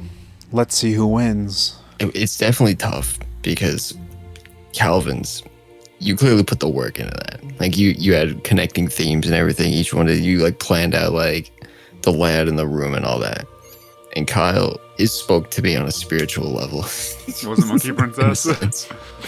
Monkey Princess definitely was involved. That's valid. And I don't really have much more to say other than I have to go with the vibes that I got and how I felt going through each one. And Calvin's, I don't want to say it's basic, you know, but it's more like what you would expect from a Webkinz house, you know? And Kyle's, like, if you were to go to that room to the right there, you'd experience something that, I don't know, it took me by surprise, and I thought it was really unique with a bittersweet ending. It's not even the right word for this, but I think Kyle wins. Howie Mandel plus Wii graphics equals terrifying. So I thought it'd be funny to buy a copy of Deal No Deal for the Wii, and then I started thinking about how this game is 100% luck. And if I were to sit down and play this game over and over and over until I won $1 million, how long would that take? The timer has started, folks! I gotta get in here somehow. Oh, yeah. That's me, Calvin, and that's Anthony. We agreed we're both not going anywhere until we get that million. Timer has started. So by the way, I wanted to, try to get into the theme of Deal or No Deal. So I took it upon myself to shave my head to be more like Howie Mandel. Mm-hmm. Yeah. Yeah. God rest his soul. God rest his soul. If you believe in God. And to keep it interesting, every time we lose, we have to pick a punishment from one of these 9 mystery bags. This will range from the gross, like eating cat food, all the way to the silly stuff like buying each other secret costumes. So this is how it's gonna be. Your job is to select the cases, but I have the strategies written down here. I found the first winner of Deal or No Deal and wrote down their entire strategy. Oh, interesting. So that's what we're gonna start with. The first ever winner? Yeah. Had a strategy. It was the first episode. They don't win every episode. They don't? Oh, there's 3 winners total. I don't know jack shit about Deal Press or A No to Deal. continue. Don't worry, I'll explain how this game works as we go. Howie! Oh my god! He looks so bad. He looks alive. Deal or no deal? Thank you. I'm Howie Mandel. Oh, I miss him. Ladies, please. Whoa. They're all terrifying. Oh my god. I hate them. Oh, they're all holding the cases that we gotta Hello, select. ladies. Yeah, wow, you know nothing. That's kind of crazy. I know nothing. That was so awkward. God. So there's 26 briefcases with varying amounts of money from 1 cent to $1 million. The first thing you're going to do is select one case to hold on to for the entire game. So The first winner, don't look at my strategies. We're a team! The first winner is Jessica Robinson. She took case number 4. All right. Look at those guys, they're even scarier! Oh my god. Number 4. That's your case to keep, to take home, to spend, do whatever you want, unless you should decide to sell it. From here, the game is very straightforward. One at a time, you have to select a briefcase to get rid of. Okay. $1,000. Low. That's pretty good. Yeah, you want those gone. Yep. Yeah. The goal is to obviously get rid of the lowest amounts possible and keep the highest amounts in the game. In real life, there's of course many high amounts that contestants would be happy leaving with, but for us, there's only one amount that matters, and that amount is that grand prize. Oh, I don't. It doesn't matter. We only need the million. I don't care if we get 750,000. This video does not end until we get the million. I'm scared now. I don't know how long this is gonna go. Periodically throughout the game, the banker will give you a call. I'm already impatient. Okay. Okay. Yeah, she's in the hospital. She's in the hospital. I just heard that. Their job is to bribe you to get you out of there with the cheapest amount of money possible. But of course, every time we're gonna hit. No deal, Howie. If you hit deal by accident, it counts. We're gonna have to take a punishment. Oh, God. Yeah. Get the fuck out of here. No, Howie. The cycle keeps going until you have 2 cases left. From there, you have to choose whether you want to keep the briefcase that you selected at the beginning of the game or swap it with the remaining briefcase on the stage. So yeah, this challenge will come down to a 50-50 chance. Enjoy. 11. Don't worry, the person who won $1 million went for this path. We're gonna get This was the chosen path. This was the chosen path. Though the person who got the million had 5 $1 million briefcases, so. Oh, okay. Yeah, they were really. Ratings were probably going down. Yeah, exactly. So like, we gotta get someone to win because it's so statistically unlikely. I really wish that was the million. Let's try to say things with really bad timing. I'm feeling really good about this game. I think this is the one. I think this is like. I think one and done. One and done is what's gonna happen. That I straight up saw that was for 1 second. I was like, that's it. Well, isn't 25 your favorite number? My favorite number is 8. Let's do 25. Why do you? Let's do. Is that what it is? Yes, it's 25. Jesus Christ! You said it like. I'm just trying to make it funny. You said it so whimsically. Let's do 25. I'm just trying to make it funny. So if it's $1 million, I'm just Alexa. Please, open the case. Phone goes do up. it. No! Punishment time, punishment time, time for punishment, punishment time, punishment time. All right. So we have numbers 1 through, what's the last number? 9. You go first. Okay, I'll go first. I'm feeling 4. I'm feeling 4. No. I'm feeling 4. That's what led us to fucking defeat. We chose. Oh shit! All right, we're doing it though. We're doing it. God damn it. That looks heavy. God damn it. Oh, it's a costume. It's the costume. Wow, that's actually pretty good. I am so happy. So I am so happy that Anthony is getting his costume. By the way, he wore a fucking suit to this. He's looking fucking snazzy. I'm just wearing a t-shirt. Now I'm gonna be wearing something else. Don't look at it yet. Just come back. I just want to see your disappointed look when you come back. Okay? Isn't this the costume I got here? Is it? You guys bought the same costume. We got the same. I knew it! I fucking said that! I literally showed you, and I was like, don't tell me if we got the same costume. Well, and I kind of had to tell you now. Are you okay in there? Doing great. It's tight. Yes, it's tight. Let's go. Why'd you get an XL? I'm an extra large. But this is Japanese sizes. Our Japanese. These 2 sizes higher than American. The funniest part, knowing that we got the same costumes, it sounds like mine's gonna fit. Do you hate us? That's so good. Is your underwear poking out? Yeah. I think you're going to return this. Oh, you're right. Yeah. Sounds like it's too small for me, huh? It's undershirt. You're not supposed to have this on. I'm not taking it's it not off. part of the uniform. I don't want people to see my big belly. Tuck it up. No. Wait. Actually. Well, there's another punishment. Oh, by the way, I didn't tell Anthony this. What? There's in every single punishment. I don't know what this says. This can be good or bad. Right. Yeah. There's an extra little thing. It could be good. It could be bad. It might not affect anything. It might affect everything. I like the skirt. No pee breaks. No more pee breaks for the rest of the video. This is a good first round. This is my nightmare. That goes for the audience too. No pee breaks. So strategy number 2 was, so I asked ChatGPT for creative ways to inspire, picking numbers. They suggested using life path numbers. Now, this is very complicated. Okay, so life path numbers are really dumb and make no sense, but let me explain them. For starters, do a basic math equation using your birthday. Then take your name and turn it into an equation using your letters' corresponding numbers. I did this formula for myself, Anthony, and Howie. So I got as many life path numbers as I could. It's not a full 26. So we'll improvise once we get there. Alright, we'll just have to make it work. The combination of our life path numbers is 11, so that's the one we're gonna take. Alright, so we're getting 11. Taking 11. I have to update the game number 2 up there. Okay. Not me! We got 11, so what's next? Okay, so the next life path number, it's only game number 2. You look just mad. I'm uncomfortable. Like, it's so tight. I don't get pee breaks either. 16. 16, you're speedrunning this shit. We don't have many more life path numbers. I know, it was bad. 13. 13. 13. This is our last life path number. Oh, that was our last life path number! You can't make that up! Wow! That's all I wrote down for life path! It led us to fucking defeat! Well, now we know not to trust our life paths! God. That life path number came from Howie's last name. Are we not Bald Brothers? Punishment time! Punishment! This is the punishment song! Let's do 1. Okay. Let's do 1. Okay, Let's get okay. 1 out of the way. Should I just feel? Just feel first. I don't like this one. I know you feel too. Oh, yeah, it's a rough one. All right, take it out, take it out. We each have one. Unless you wanted to do 2. I would rather die. Are these are just raw eggs. I know, but is it brown? No, Pasteurized. Pasteurized. No, it doesn't matter. If they're not pasteurized, it could be bad news for us. They're pasteurized. Okay. Are you sure? No. You go first. Cheers. I'm scared as fuck. Gross.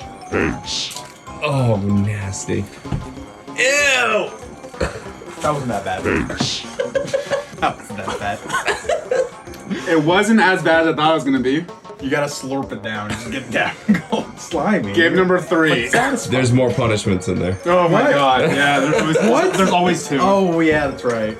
There's some have multiple because we had a lot of extra. Oh, we're gonna have to choose a new me. New me. Oh, okay. Yeah, the baker's no more. Oh, we have to repeat our life numbers. That's the worst strategy to repeat. That sucks! I need water though, can you get me that? 5. Okay, 9. Oh. We can never do our life paths again, bro. Dude, this sucks. Alright. My turn to choose. That was our quickest game yet. That was so fast. It wasn't even close. 8. I'll do 8. I'll do 8. I'm gonna feel for it first. He's perplexed. No.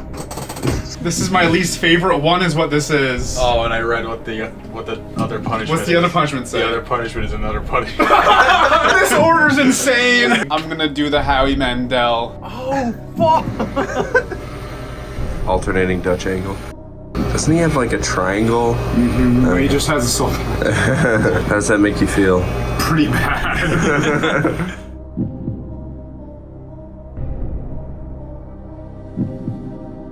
Smile, sweet, sadistic.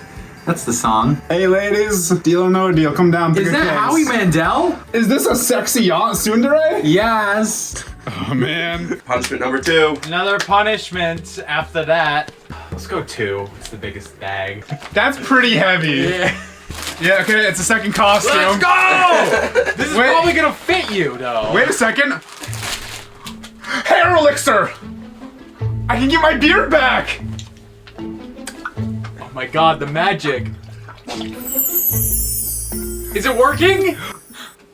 Oh my god! This is not what I fucking wanted. I don't even know what I look like. I'm gonna look so good after I put this on. Hold on. It's calm though, baby. I was hoping to get my beard back with that elixir. This might be even better. Yeah, I got you 3XL. It still doesn't fit though. Okay, but better than whatever this is. I fear that I'm actually a little cute.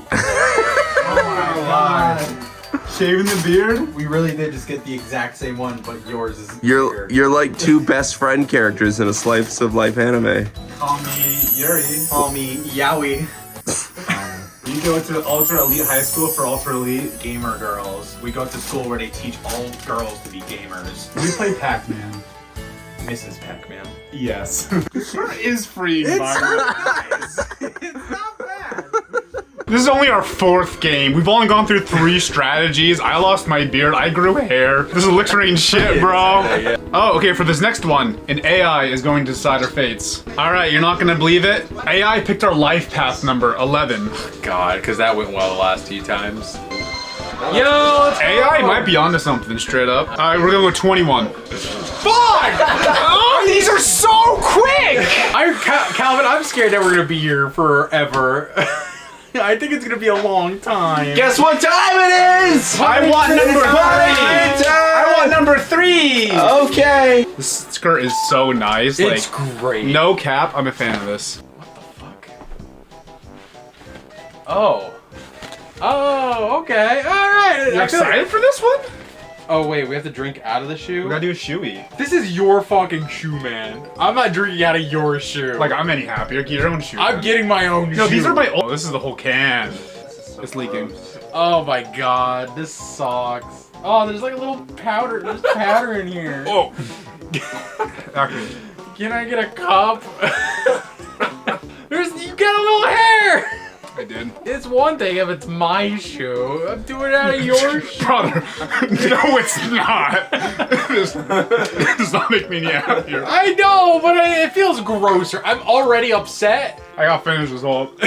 I'm doing my own shoe. Do some anime girl stuff while we wait. Konnichiwa, Oni-chan. Moshi moshi. So kawaii, nami-swan. Where the fuck's Anthony? I can't do this for much longer. This is bad. Yeah. Right. Wait, do a Nahiko face. Oh. Drink that beer. Drink that beer. That face while you're drinking the beer. No. Just power through. I got a lot on my lap too, by the way. No, you had to pour it in and go. Why is this better? It's not. Like, it was awful. Just directly on the ground. That is so gross. He's a gross freak. Game number 5. Game 5. All right, so the next strategy, we're just gonna go numerical. 1, 2, 3. You know how it goes. 4 is after 3. It sure is. Then it goes to 5. 6, 7. Why aren't you trying to go get something? 9, 10. What is he doing? Our life number had $500,000 in it. Our life number's evil, bro. Okay. That was kind of a fun round, though. I'm scared. We're getting closer and closer to what I really don't want to do. 1, 2, 3, go. 5. I heard a fork. I heard a fork. Oh, I know which one you hate the most. Cat food. Just one, not fork full, just a little on the tip. You know. I wish I had more beer in my shoe. Disgusting. I hate this. And then there's 2 other punishments. Why'd you put 2 in this one? That's heinous. You're an evil man. You're bad. I don't like you. The smell is the worst, so let's just do it. And then give it to the cat. And then give it to the cat. She already ate. Feed me again, Fulton. Fuck it, I'm just gonna eat my own shit. I was down for the idea. I swallowed it. Ew! Huh. I thought it was gonna be way worse. I went for seconds. It's kind of good. I wouldn't go that far. Low key, it's not bad. Don't eat popcorn. That's cheating. Give me something. Well, yeah, I was gonna give you some. Okay. Oh yeah, what was the second punishment? Well, there's 2 in here. There's 2, yeah. No, I should record. 1 is a disadvantage for a future video we do together. Okay, I'll just make it clear. I got disadvantage. Oh. I got disadvantage for the next video. I don't know what that is yet. All right, Nancy pulled out brain rot. This is not a punishment for us, but it's a punishment for the viewers. Or maybe it's a good thing for the viewers. I don't know. We're gonna have another video playing on top of this video for the entire rest of the duration of this video. What? So right there? No, right over there. Oh. Yeah. Or right down there. I don't know. Yeah. So this is either good for the audience or bad. I don't know. Game 6. All right, the strategy for this round is going to be reverse numerical.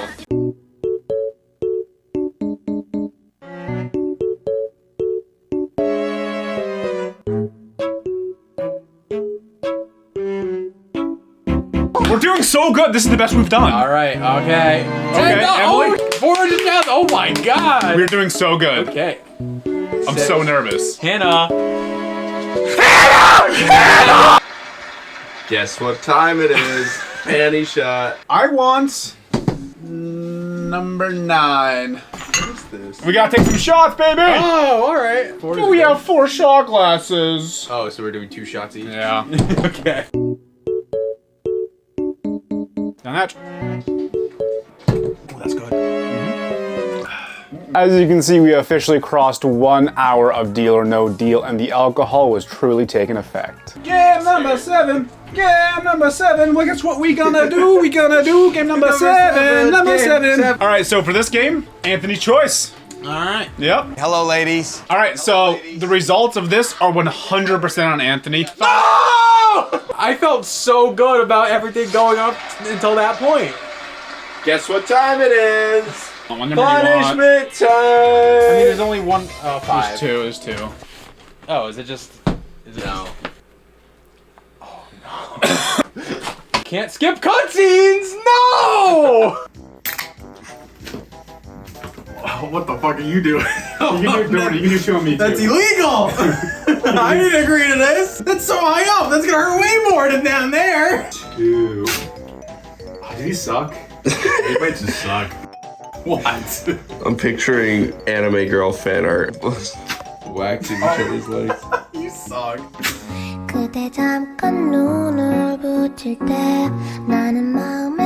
Say your iconic catchphrase. Kill me.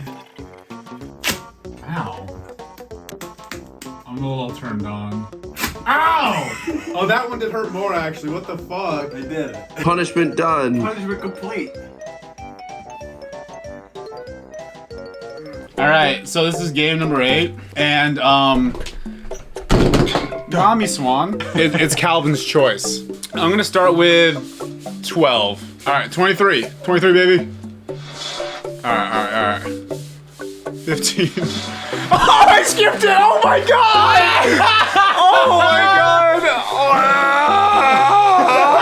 god! That was our shortest game yet. Wow. We're out of punishments. This is the last one. I don't remember what this is. La la La la la la.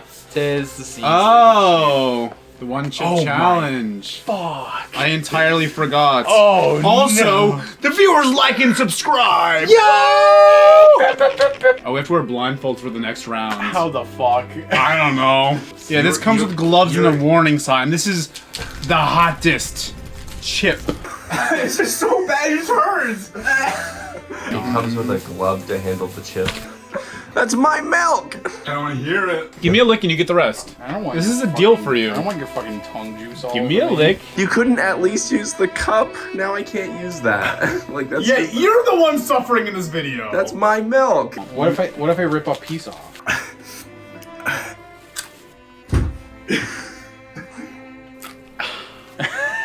I don't do well with spices. My tongue, my lips. Bone apple tea. Bone apple tea. It burns so much. Oh, gross. I feel in the back of my throat now. I hate that. You ate the whole chip? Yeah. My body's telling me it's poison. He's crying. Oh, he's so bad with the beer. Oh. Wait, you weren't supposed to skip the cutscenes. That game was so short. Yeah, but you were not supposed to skip the cutscenes. And you did. Is there a punishment for disobeying the punishment? Give me a second. That's so bad.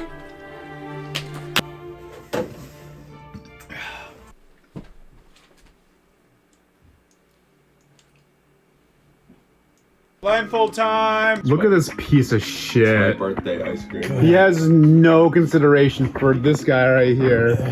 Blindfold round. Hell yeah. Wow. This audience is happy right now. That's all I know. You guys are doing good. This would be the ultimate test to see if it's truly random and no strategy really matters. We're not even looking.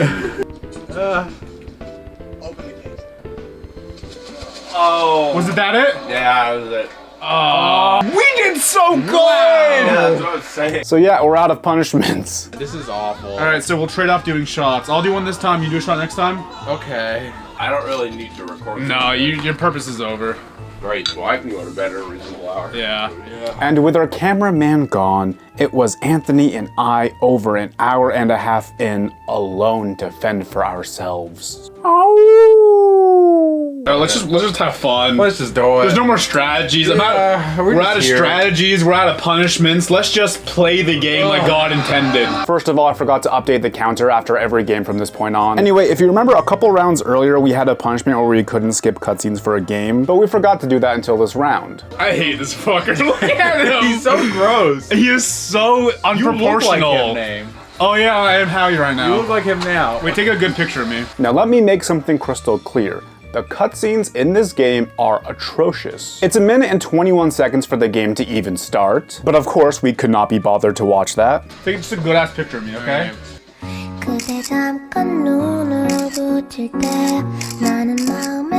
I do feel kind of drunk, straight up. I feel pretty, Yeah. I want 9. Can you keep 9, bro? We're keeping 9. That's the winner right there. You can't skip any cutscenes. Can't skip them. Oh, fuck! I'm tipsy. I can't remember this shit. We have to watch all of this. It's about 38 seconds every time we pick a briefcase. This is torture. This is the last game. Well, not. I hope it's the last game. I hope it's the last fucking game. Actually, I hope this game ends really quick so we can go back and skip the cutscenes. Yeah, true. Yeah, this can't Oh my god, that was like 3 seconds of nothing! If this is the winner, we have to watch the cutscenes for the entire thing. God, I'm skipping by accident. Which means if we make it all the way to the end, that will be 15 minutes dedicated to watching briefcases be picked. Let's keep the top row and the bottom row, like... Ooh, I like that. Yeah, just get some sauce in there. Open the cake. The angles they do with Howie is so dirty. It's disgusting. And it's another 38 seconds every time the banker shows up. Oh, my laundry's done. I'm not gonna spoil how far we get into this game. All I'm going to say is it's absolutely insane and you need to watch it almost as if it's a real episode of Deal or No Deal. We're gonna get to a point though at the very end where if we are lucky, it's gonna be a 50-50 chance of us fucking losing. That's a sad realization. I just thought of that. This video does not end until we get the million. No, I wanna go back. Well, I shouldn't drink this. Yeah, you should put that I was down. about to go for it. We're doing great for this cutscene run, though. I hate it. As much as I would like to win, I would like this no cutscene run to be over. If this is the one, that's so mean. Okay, bro, can I be honest with you? Yeah, tell me. 12 has the million in it. I just realized 12 has the million. Realized it. What gave it away? I don't know. No deal. Let's just do 1, 2, 3, 4, 5, 6. Straight up. All right. What's the harm? What's the harm? No harm! No harm. No fucking harm. I saw harm. 1 and a 0 and I got scared. Oh, that's one of the scary numbers to pull. Actually, no, wrong strategy. Now we're gonna go. Hold up. We're already in it though. No.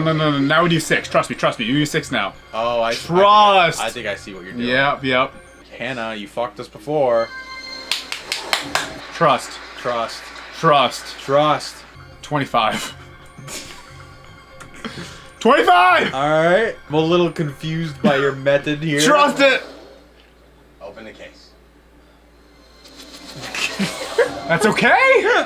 That's so okay. I saw a lot of zeros and I got concerned. I don't have any more ideas. I think 3 is a respectable number. And Avery agrees. I love Avery. I want to skip these so bad. I want to skip them so bad. I know.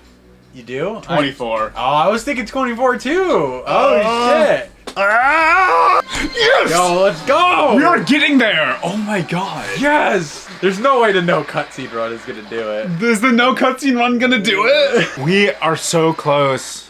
Oh my god! Get out of here, lady! We don't want you! I'm getting so scared. We're down to 6. Okay, now we need to have a real conversation. I said the millions in 12. Do we still think that? I think I agree with the energy. He agrees with the energy, folks. I think... It sucks because whoever says it is the one responsible. I know, that's why I've been kind of keeping my mouth shut. Oh, damn it. That's good! Oh my god! Amy! We're going back and forth. It's your turn. Okay. There's no pee breaks. I have to go so bad. I was about to say I'm gonna go after this game. I haven't had to pee for a minute. I have to pee now, though. Yeah, I'm surprised it took me this long. I'm scared. I don't know why, but I'm doing 2. I don't like 2. I didn't feel good about 2. I'm doing 2. I didn't feel good about that. Open the case. Open the case. Go. Oh my god, we're so close. 1, 2, 3. 1 in 5. Save.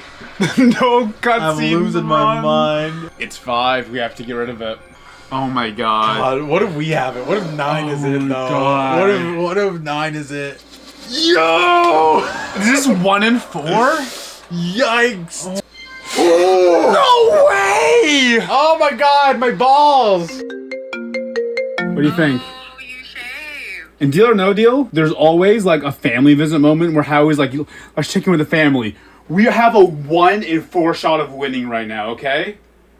Okay, so we have case either 21 or 12 to pick. We have case 9. What are you feeling, 21 or 12? 21. Alright, you ready? We're picking it. Alright, we're picking it. It's going. I'm scared. Oh my god. Karen, please. Karen. Yes! Oh my god! I'm scared, you. You did it! No, you did it! We got 25 cents. Oh we have 2 cases left. We have 2 fucking cases left. Either $1 million or $50. Oh my god. What do we do? Oh my god. Do we trade? What do we do? This has been 2 hours in the making. We're at 1 minute. We're at 1 hour and 58 minutes. I'm freaking out, dude. Okay.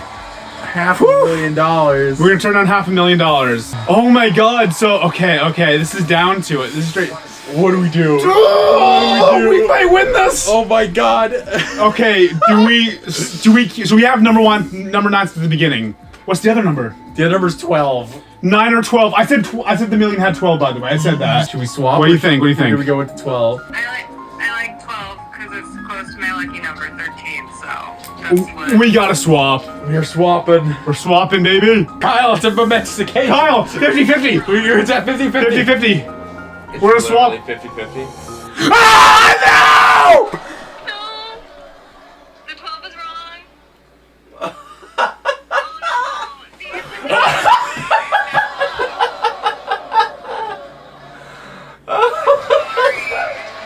Oh, roll credits. Wow.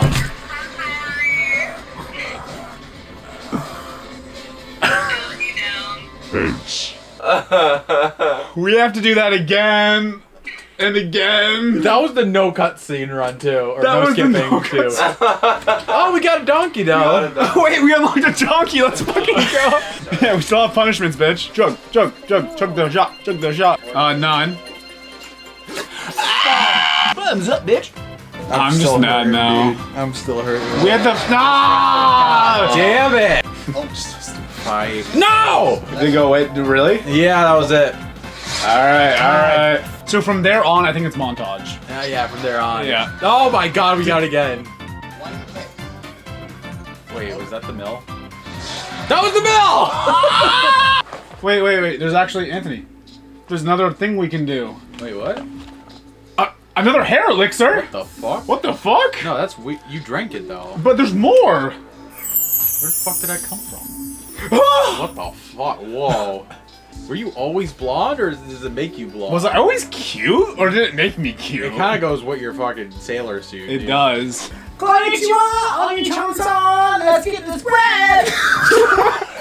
I ran out of Japanese words. Yeah, I was born cute. And the elixir helped. That's the name of my show. I was born cute and the elixir helped. Masaka! Omae wa kawaii desu? Moshi. Alright, let's just play the game! Play the game! There's $1 and $1 million on the board. God, I mean... I hate this 50-50 split you got right I'm gonna get rid of 7. Oh, 1's off the board. That makes me feel better. Makes you feel good. Open the cake. Anthony, are you seeing how good our odds are right now? I tried to upload a video to you. Do we swap? Because what are the odds of it? We have to get there first. I know, but... Alright, how about this? It can't be 1. But it could, though. Are you feeling 1 or 13? I think we should get rid of 1. I think so, too. There's no way it's 1, right? I don't know. Open the case. This could just be it. And we have 9. I picked 9 again. There's no fucking way it's a 9 again. There's no fucking way it's a 9, dude. So it's not. So we swap. You're saying swap, right? I'm saying swap. So you think we should swap? Because last time it was 9 last time, and we swapped it out, and 9 had the million. There's no way 9 has the million again. The odds of that are insane. The odds of it being 9 again are ridiculous. Wait, Anthony. Let me tell you the odds. The odds of it being a 9 last time was 1 in 26. This time, it's 1 in 26. I think we swap, dude. There's no way it's in fucking 9 again. But last time we didn't trust our gut. That's the thing, though, because you're saying it can't be a 9 twice. But what are the odds we have to swap twice? No matter what, the odds are whack as all hell. So we can't go based off the odds. We have to go based off that number that's dancing in your fucking mind right now. What's dancing in your mind right now? Right now, it's 13. I want 13. This is all on you. It's on me. Hug me, hug me, hug me. Push it to the limit. Push it to the limit. Yeah! We did it! I told you! Oh my god! Oh my god! Oh,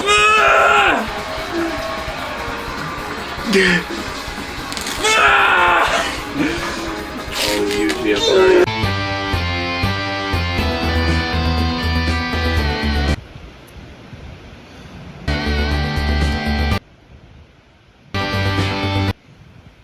Alright, we'll get back to that later. Happy Wheels is one of those games that once felt inescapable. All of the biggest YouTubers were playing, and as a middle schooler, I was obsessed with it. The brutal deaths, the over-the-top gore.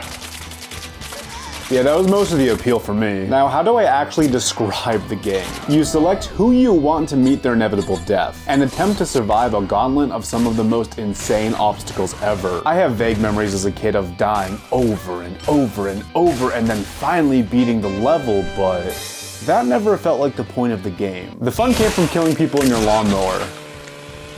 I mean, that was my favorite part. Anyway, I was just thinking of this game recently, and I realized that none of the layouts of these levels have actually stuck in my brain. Sure, we have the bottle runs, spike dives, rope swings, etc., but they all kind of blend together. That is, aside from a few featured levels. These serve as a good showcase for what the game is capable of, but if you've ever played Happy Wheels before, you know that the browse levels is where this game is at. The level editor is incredibly in-depth. People have made some insane stuff with it. Sometimes it looks like an entirely different game or even an animation. We'll get to this later. There are probably millions of community-made levels you can choose from. And yes, people are still creating levels to this very day. Not to mention, if you look at the ratings for all of the featured levels, it shows that not all of them are very beloved by players. So I was curious, what levels are the most beloved? And of course, the only possible way to find this out is to play the top 100 community-made levels in Happy Wheels. And I am not joking when I say the results were not what I was expecting. Hello once again, audience. We must start with BMX Street Part 3. 70 set?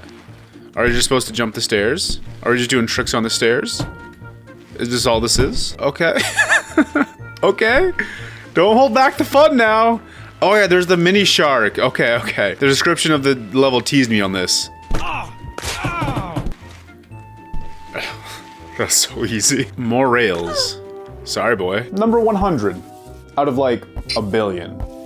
Really? Hello, Happy Wheelers. What's my boy doing? I have a few character ideas. Number 99 is a showcase of potential characters that could be put into the game, which is kind of cool, but number 99? Really? Out of like a trillion levels? Ray Fox, so Jim can see, I told you they say that! Jim Benacki is the creator of Happy Wheels, and oftentimes people would rate a level 5 stars just to get his attention. Did it ever work? I have no idea. Probably not. The Climber Ball version 2. Press space to start. So okay, here's the thing about Happy Wheels. The level editor is so advanced to the point where you can just do all of these wacky things, and I'm kind of getting worried that all of the top 100 are just wacky things, and they're not actually particularly fun levels.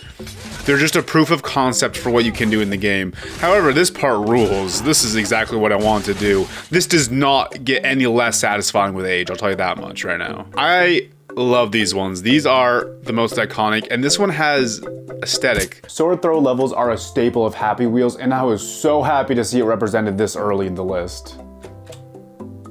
Oh! Oh! 2 in 1! I'm sorry for screaming. That was just genuine excitement. Woo! Jacksepticeye, KBS. What does KBS stand for? Kill Billy Sim. Oh, Kill Billy Simulator. I think Billy is what a lot of YouTubers called the kid in the Irresponsible Dad bike. I'm not sure though. This is an example of another level being rated highly so somebody could see it. In this case, Jacksepticeye. Watch Billy get killed with the objective to make your nipples twisty lemon fresh. Can someone check in on Spiky Foxy Yoshi? Is he okay? Did Jack ever play this? Now, this type of level is another very popular genre, commonly commonly called 1000 Ways to Die. I'm not saying that this is a bad level, but there are much more impressive versions of this level that we'll see later. I'm gonna pretend to be one of these YouTubers. No one in specific. I'm gonna pretend like I'm in 2013. And now on a bike, a new console, a new helmet, a boat. Billy, shut your face! Yeah, that's right, Santa. Santa likes it up there. Yeah, he's a freak. I don't feel good about that. Wait, another Jacksepticeye level. Jacksepticeye Spike. Let's go. Oh, it's a Spike Fall. I understand. Okay. So the objective of these ones is to get in the middle. And I don't think this is the perfect character for it. However... Ooh. We're counting it! We're counting it, baby. The bike made it too. There are a ton of create your own blank levels. In these ones, you'll select options to customize your object that you'll see at the end of the level. That's kind of cool, actually. I didn't know you could do that. Oh, this is cool. I've never seen one of these levels, I swear to God. Choose scope? Mission, kill the guy in the green shirt. You got it. I did it. Like these are really fun showcases of what the level thing can do, but this is not the most engaging gameplay. Here we get to make our own sniper rifle, but then suddenly... There's my rifle. Awesome. Well, I get to shoot now? Oh. It's impressive, don't get me wrong. What? Whoa. This is okay. This is a combination of the last 2 levels I played, actually. Uh-oh. This is a very bad time to play this level. Whoa! I'm home from work. Whoa, that was too fast for me to read all that. That was impressive. I didn't know you could do animations. I have a health bar? What? This is insane. Why are all the top levels of Happy Wheels just not traditional Happy Wheels levels? I am obsessed with that creature to the right. There's my Homer, let's go! He has no top hairs, but it's alright. I need to get in the Justin Bieber hole. I need to get in the Justin Bieber hole. By the way, that's not necessarily Justin Bieber hole. If you were Justin Bieber, that meant you were bad. We were funny back in the day. Okay, yeah, see, now it goes Justin Bieber. Justin Bieber's worse than Noob, naturally. See, no, forget what I said. I said Justin Bieber's bad. No, Justin Bieber is the worst. No. Yes, I'm good. Let me be great. Let me be impressive. What's the last one gonna be? Like, Jacksepticeye? Like Jacksepticeye level? Oh, they're getting way tighter. Let me be a legend. Let me be a legend. Let me be a god. Let me be a fucking god. You? What does you mean? Is this Rainbow Road?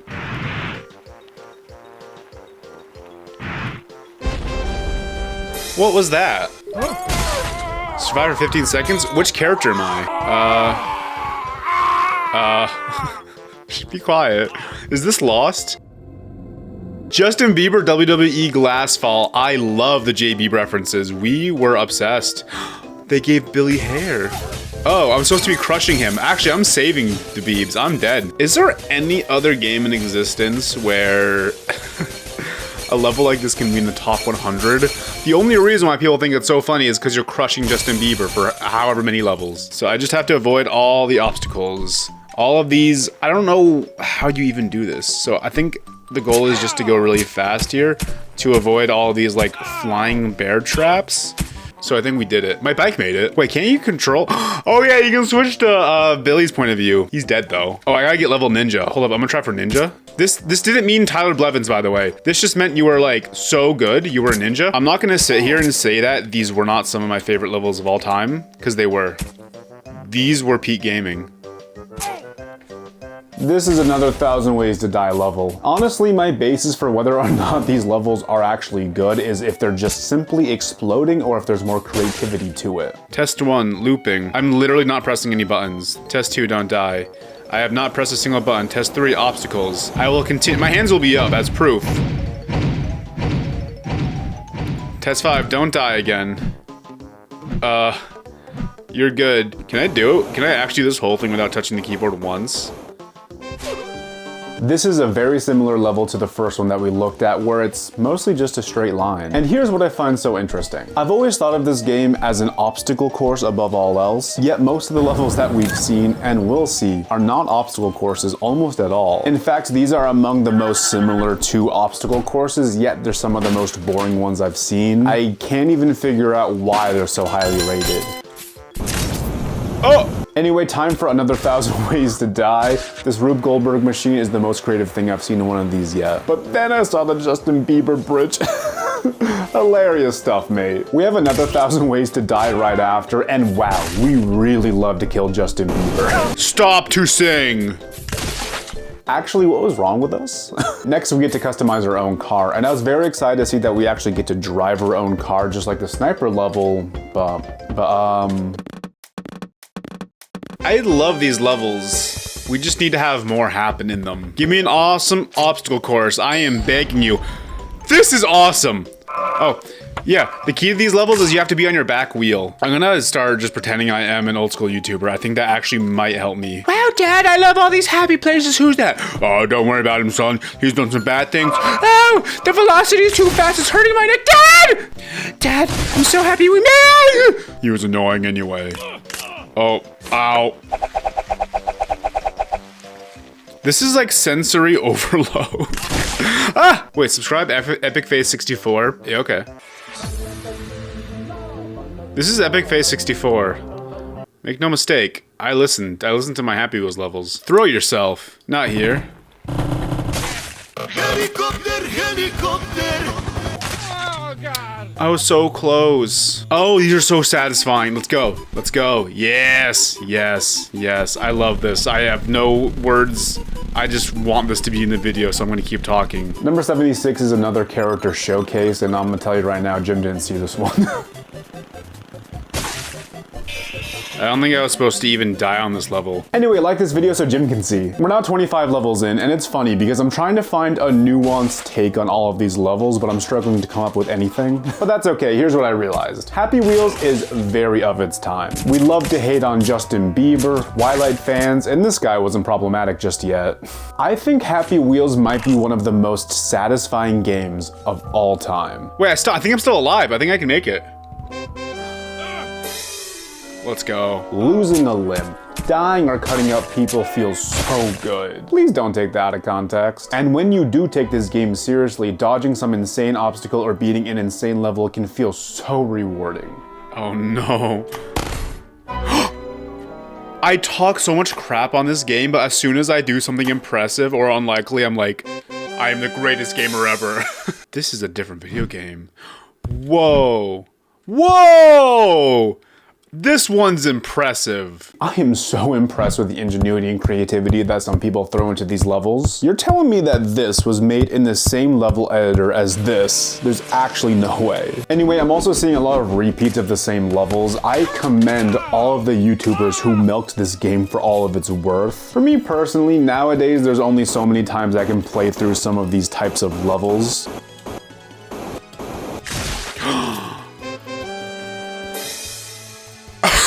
But hey, if I was making that kind of money, then you know what, we'll have a conversation. But to be honest, for the most part, I did feel a little underwhelmed while recording. All right, don't get hit. Justin Bieber, Twilight fans, still bad, better, pretty good, good, great, all right, cool, nice, awesome. We need you to get out of here, human. The virus is still after you. I love lowering Happy Wheels levels. I love when there's a plot. Go, human. I'll help you along the way. I am trying my best to go right now. I am in love with any level that has a progressing story. Compared to all of the... These start to feel a little Shakespearean. Here you have what I assume is a robot trying to direct you out of the space station? There is a lot of guesswork involved with some of these stories. The virus is after you, so you follow the directions, but you get blocked off. So your robot friend helps you out. But then evil blue text shows up trying to kill you. I thought the red was me talking at first. Ooh, I'm goated with the segue. You should be safe. Oh, thank you, thank you. The virus, he has taken over the navigation controls. He's taken us to Earth. And then the next level is... Oh, keep your kid. You want to keep the kid. God. The kid stayed. Both in the top 100, folks. Oh, this is awesome. Die, Stickman. I love the pogo levels. I think Pogo Guy might be my favorite. Should I get into pogo sticking? Should I cosplay this guy too? Should I get into pogo sticking? It's interesting. I've just actually never thought about that before. I used to have a pogo stick as a kid, but as an adult, who in their right mind pogo sticks? And should that be me? Or is pogo sticking simply a sport you can only do if you're not in your right mind? You know what I'm saying? It's not fair! The gun guy gets me before I even pass the sword guy. I mean, I could buy a pogo stick for 60 bucks. He shouldn't get to go yet! I don't pass the sword guy! I need to trigger the sword guy before actually... Oh, no! Oh, he's electric guy. No! No! I was so close! Let's go! Pass electricity. Pass electricity. Nothing can get me down now. Freeze. Don't you pull any funny business. Don't you freaking pull any funny business. He froze. Boss? Oh no. Huge sword. It's a lot of knives. Boss! He played himself. What a fool. Oh, coming into my house, putting his knives into my ass. Come on, please, God. Please, God. No! Easy. Okay. Medium. The goal here is to constantly just sacrifice Justin Bieber. Look, he's taking all the shots from me. Alright, I didn't survive, but let's just see where this goes. We can pretend I did it. See, if I was the irresponsible dad, I would just throw Biebs, and I would just nail it. But we're the pogo guy. There's only so much we can do. Speed. Do you see my skills? Do you see my skills? I'm gonna steal the coin. Wacko TV. Camaro! Oh my god, 1967 Ford Mustang! I don't know cars. Damn, I am cruising with style. We are now halfway through. Let's go check in on this situation.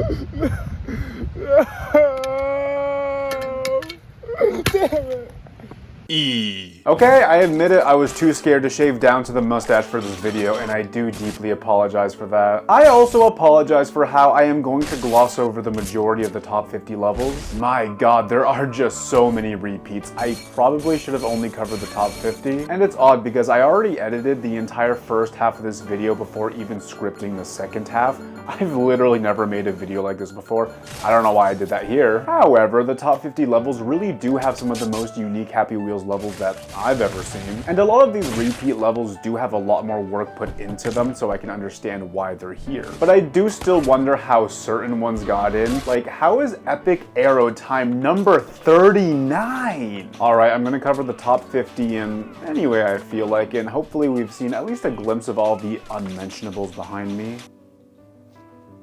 Is that the entire Bible in a Happy Wheels level? Earlier, I essentially said that I was a slut for any Happy Wheels level that had a story in it. And that's still true, so when I started playing Castle Siege, I was so pumped. The king is gone! Where will this mystery lead us? This was factually a level, I can't argue with that. Glass breaks used to be some of my favorite levels of all time. They're so satisfying, akin to...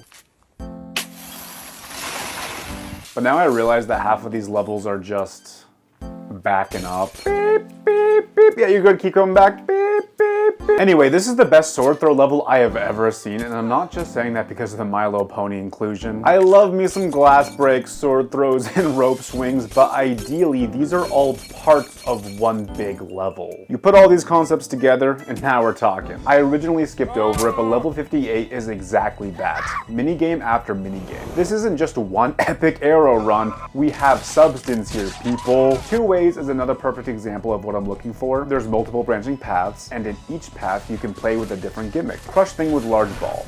Play again. Do some jumps. Play again. Do a rope swing. Give it that fun neon aesthetic and you got yourself a banger. And this might be my favorite Create Your Own Blank level that I've ever seen. It's not just a face or even a vehicle. It's a goddamn landscape. This is art. Art in Happy Wheels, baby. This one's impressive. Wow.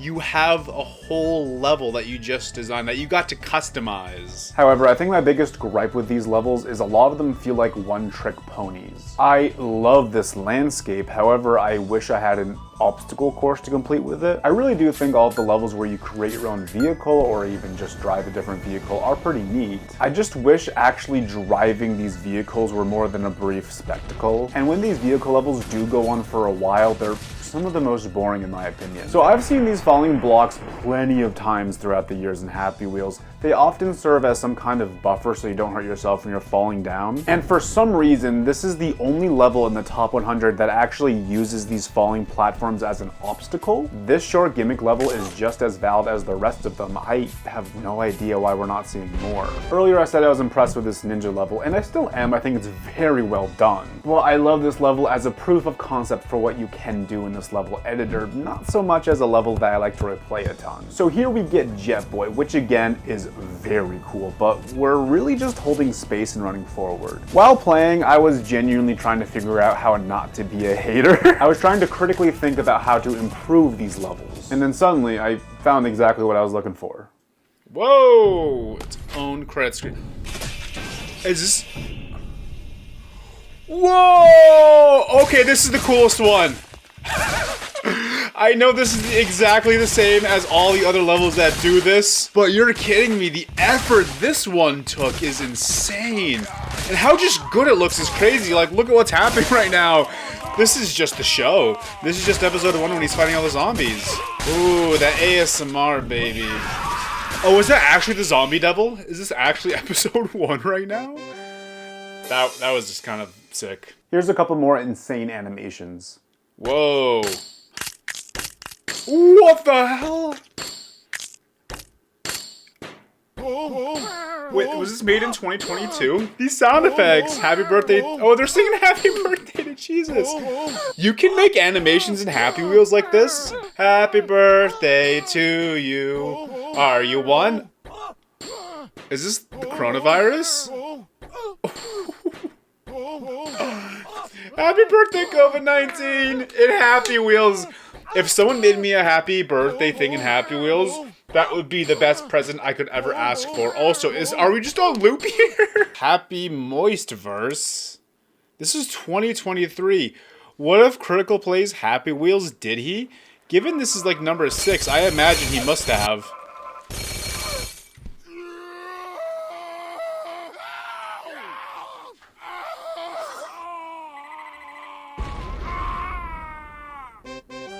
There's a full-on moist critical animation. That's legendary. Anyway, did you know that people made boss fights? Whoa! Hold up. I'm skilled enough to click on Thanos, I think. Okay. Oh, we're passing all the other levels. These are all the other villains I could kill, I suppose. In all the time I've served Thanos, I have never failed him.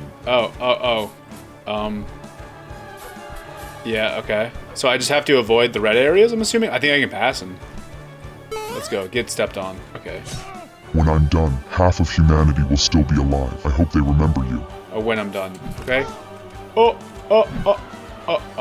No! Rah! You took my 1 Infinity Stone. Oh, God! You took 2 Infinity Stones. This is gonna take a while. I am inevitable. And I am Segway Guy! Do I have to click on it? Expert mode Happy Wheels player over here. What can I say? I didn't play the rest, but there are literally 6 different boss fights with different ranges of difficulty. This is one of my favorite levels I've seen. We're nearing the end here, and I need to talk about who is probably the most popular Happy Wheels creator of all time. Guy Incognito. He has 13 levels in the top 50. And apparently he also used to post level editing videos on YouTube, but now they're all private or deleted for some reason. Regardless, his levels are still up, and in my opinion, he just might be the all-time GOAT at creating levels. 3 out of his 13 levels in the top 50 are called Click Parkour. First of all, I didn't even know you could click on things in Happy Wheels until I started this video. You can click? You can click in Happy Wheels? The way these levels work is you click on the arrows in the corner to move your ball around and solve some simple puzzles. Click Parkour Maker might be my favorite because it takes the maker levels and actually turns it into a full-on level you can play. Okay, yeah, it's just a boss fight, but are you seeing what I'm seeing? These are the same games, folks. How many times do I need to say it? Another 3 out of his 13 levels are harpoon dodges. They don't play very differently from each other, but they're all very fun and have insane visuals that change while you play. This Dominoes level is the most satisfying one I've seen yet. Bro not only made Mario, but also created his walking animation. Overall, this is just genuinely incredible. Level Editor vs. You is probably the best story I've seen yet. However, I do say story loosely, but essentially you're trapped in a level editor and the cursor is trying to kill you. If you manage to escape all of his little traps, which yes, they're very easy, then you have a boss battle where you have to fight the cursor yourself. Kill my son, please. He's still alive. Let's go, baby. Bravo, well done. Rope Swing 4 has you not only swinging on ropes, but you're also basically going through meme history. And again, the visuals keep changing in very impressive ways. This guy can't miss. Okay, yes, I actually do love his create your own meme and create your own emoji levels. Call me a hypocrite if you want, but I'm just obsessed with my creations. And he does have a very well done 1000 Ways to Die level. But should it be number 2 of all time? In my opinion, probably not. But I cannot argue with the quality and effort here, so I'm pretty content. I have seen so many aesthetically pleasing levels, and then suddenly, this is just Death Machine. This is just Happy Wheels at its purest. Pure chaos, no cohesion, nor aesthetic. This is just exactly what you should want as a Happy Wheels fan. And right now, I'm not even upset by it. Let's go. That's number 10, baby. Sorry I showed you most of the top 10 out of order. Can't be helped. Either way, I'm gonna leave you with the 3rd highest rated Happy Wheels level of all time. So this is actually just tic-tac-toe. I think you want to start for the middle, right? That's not quite what I wanted. Now I just need a 9, then I'm golden, bro. Oh! I love how the 3rd highest rated game is just a completely different game, but made in Happy Wheels. Oh yeah, classic Mario hat, back in action. Here we go. Oh, I gotta get away from that pillar. That's bad. It's raining like cats and dogs out there. Bad weather out there, good Mario in here. Take a seat, buddy. Yo, is this that new Mario game that came out like 8 years ago? Yeah, there's nothing wrong with this game. I just started. Well, you can throw his hat in this game? Yeah, this game lets you throw the hat. Mario? Pretty new. He always wears the hat, though. Wait. Yeah, but in this one he lost it and he got a new one and now he can throw it. Yo, check out that frog. I was already gonna do that, buddy. When it comes to Mario, you and I are like 2 Goombas in an airship. Hell yeah. So, what?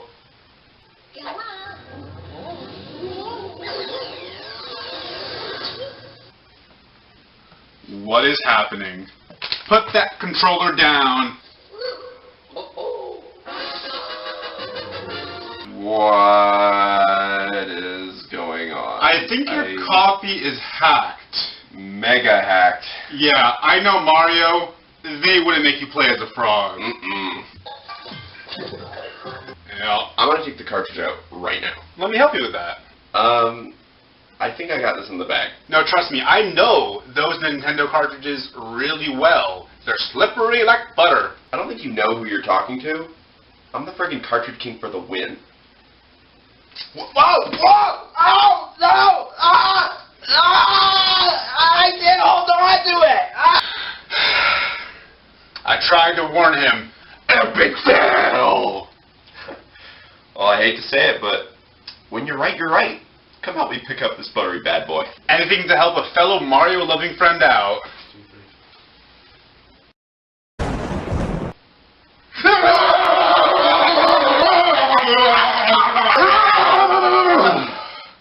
Oh my god, it's Luigi! Start my copy! Wait a second, you're not Luigi, you're Kyle! Watch his ass! Oh my god. We turned into Mario and Luigi. You grew a mustache! We gotta figure out how to turn back to normal. Does that mean? Oh, frick, I'm still bald! I think I know what we have to do. I think the only way to turn back to normal is if we beat this friggin' hacked copy of Mario. I know neither of us want to touch this thing right now, but with any luck, we'll only turn into that frog. Yeah, so, maybe it's just taking a while for my hair to grow in, like you were saying. It'll just take a while. What? Go for some spaghetti. I mean, yeah, so your mustache magically appeared, and so I should be getting my hair soon. I might lose my beard, but that's an okay trade-off. You've got to stay focused. The only way we're lifting this course is... Wait, what's happening? What's going on? Why are you going full Luigi, and I don't even get the hair? Is that? I'm really scared, man. I'm freaking out. No one will recognize my voice. You know, I deserve to have hair too. What will my mom say? Be quiet. We need to focus up and beat this thing. Let's go, motherfucker.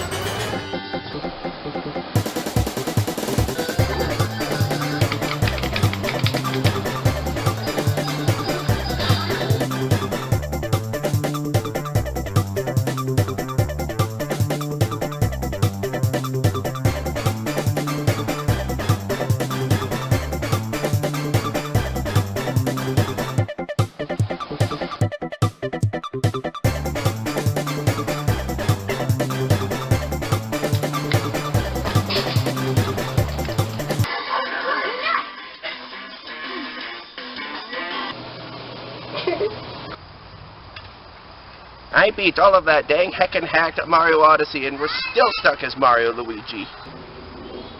You have no idea what I had to play as. I'll give you a hint. It wasn't Mario.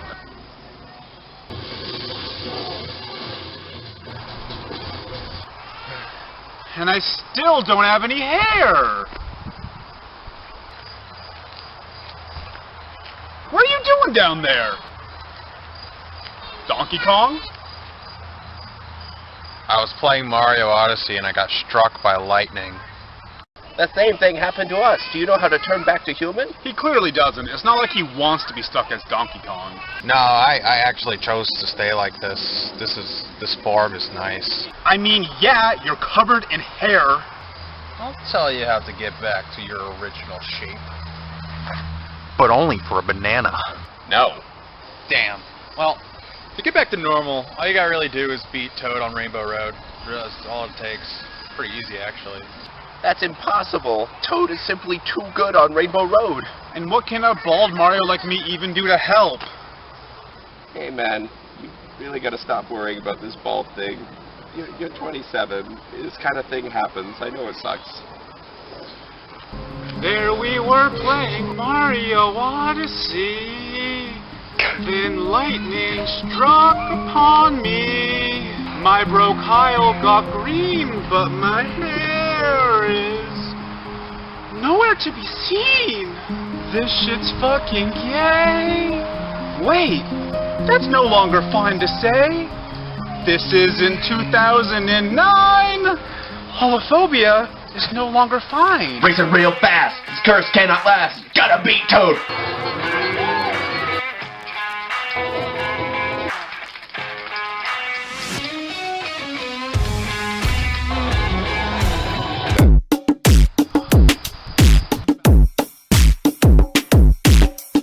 Bananas every day. I like it when I lay. Out on the grass. Don't touch my monkey ass.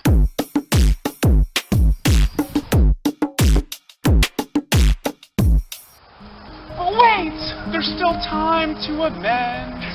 If I beat the Toad, my hair will grow.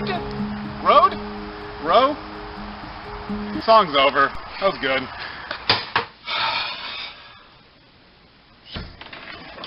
I tried shaving my beard in hopes that my hair would come back, but it didn't friggin' work!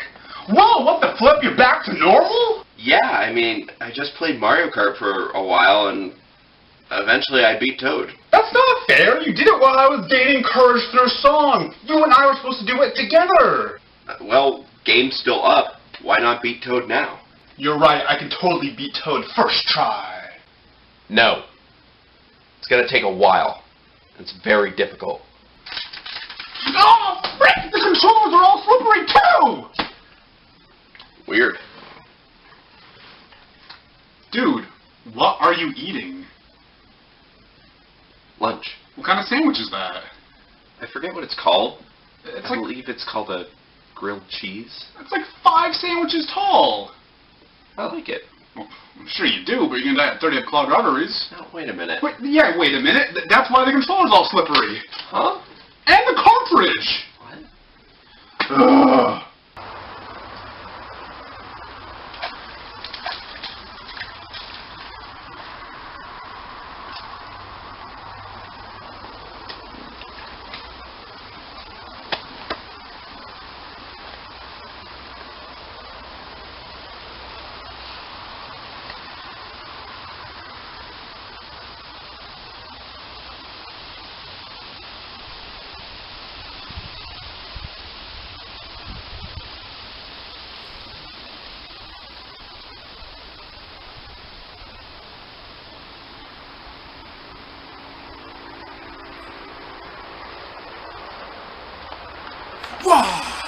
Hey guys, thanks for enjoying the video. I hope you watched it. Oh, look at this kitty cat. Woo! Oh yeah! Oh yeah! Oh yeah! Oh yeah! Make sure to rate this video 5 whole stars and hit that yellow subscribe button at the top of this video. And if you made it this far, comment your favorite type of pancake. Mine is blueberry. We'll confuse everyone else in the comments who didn't make it this far. Thanks for watching, and I'll see you in the next one. Peace out!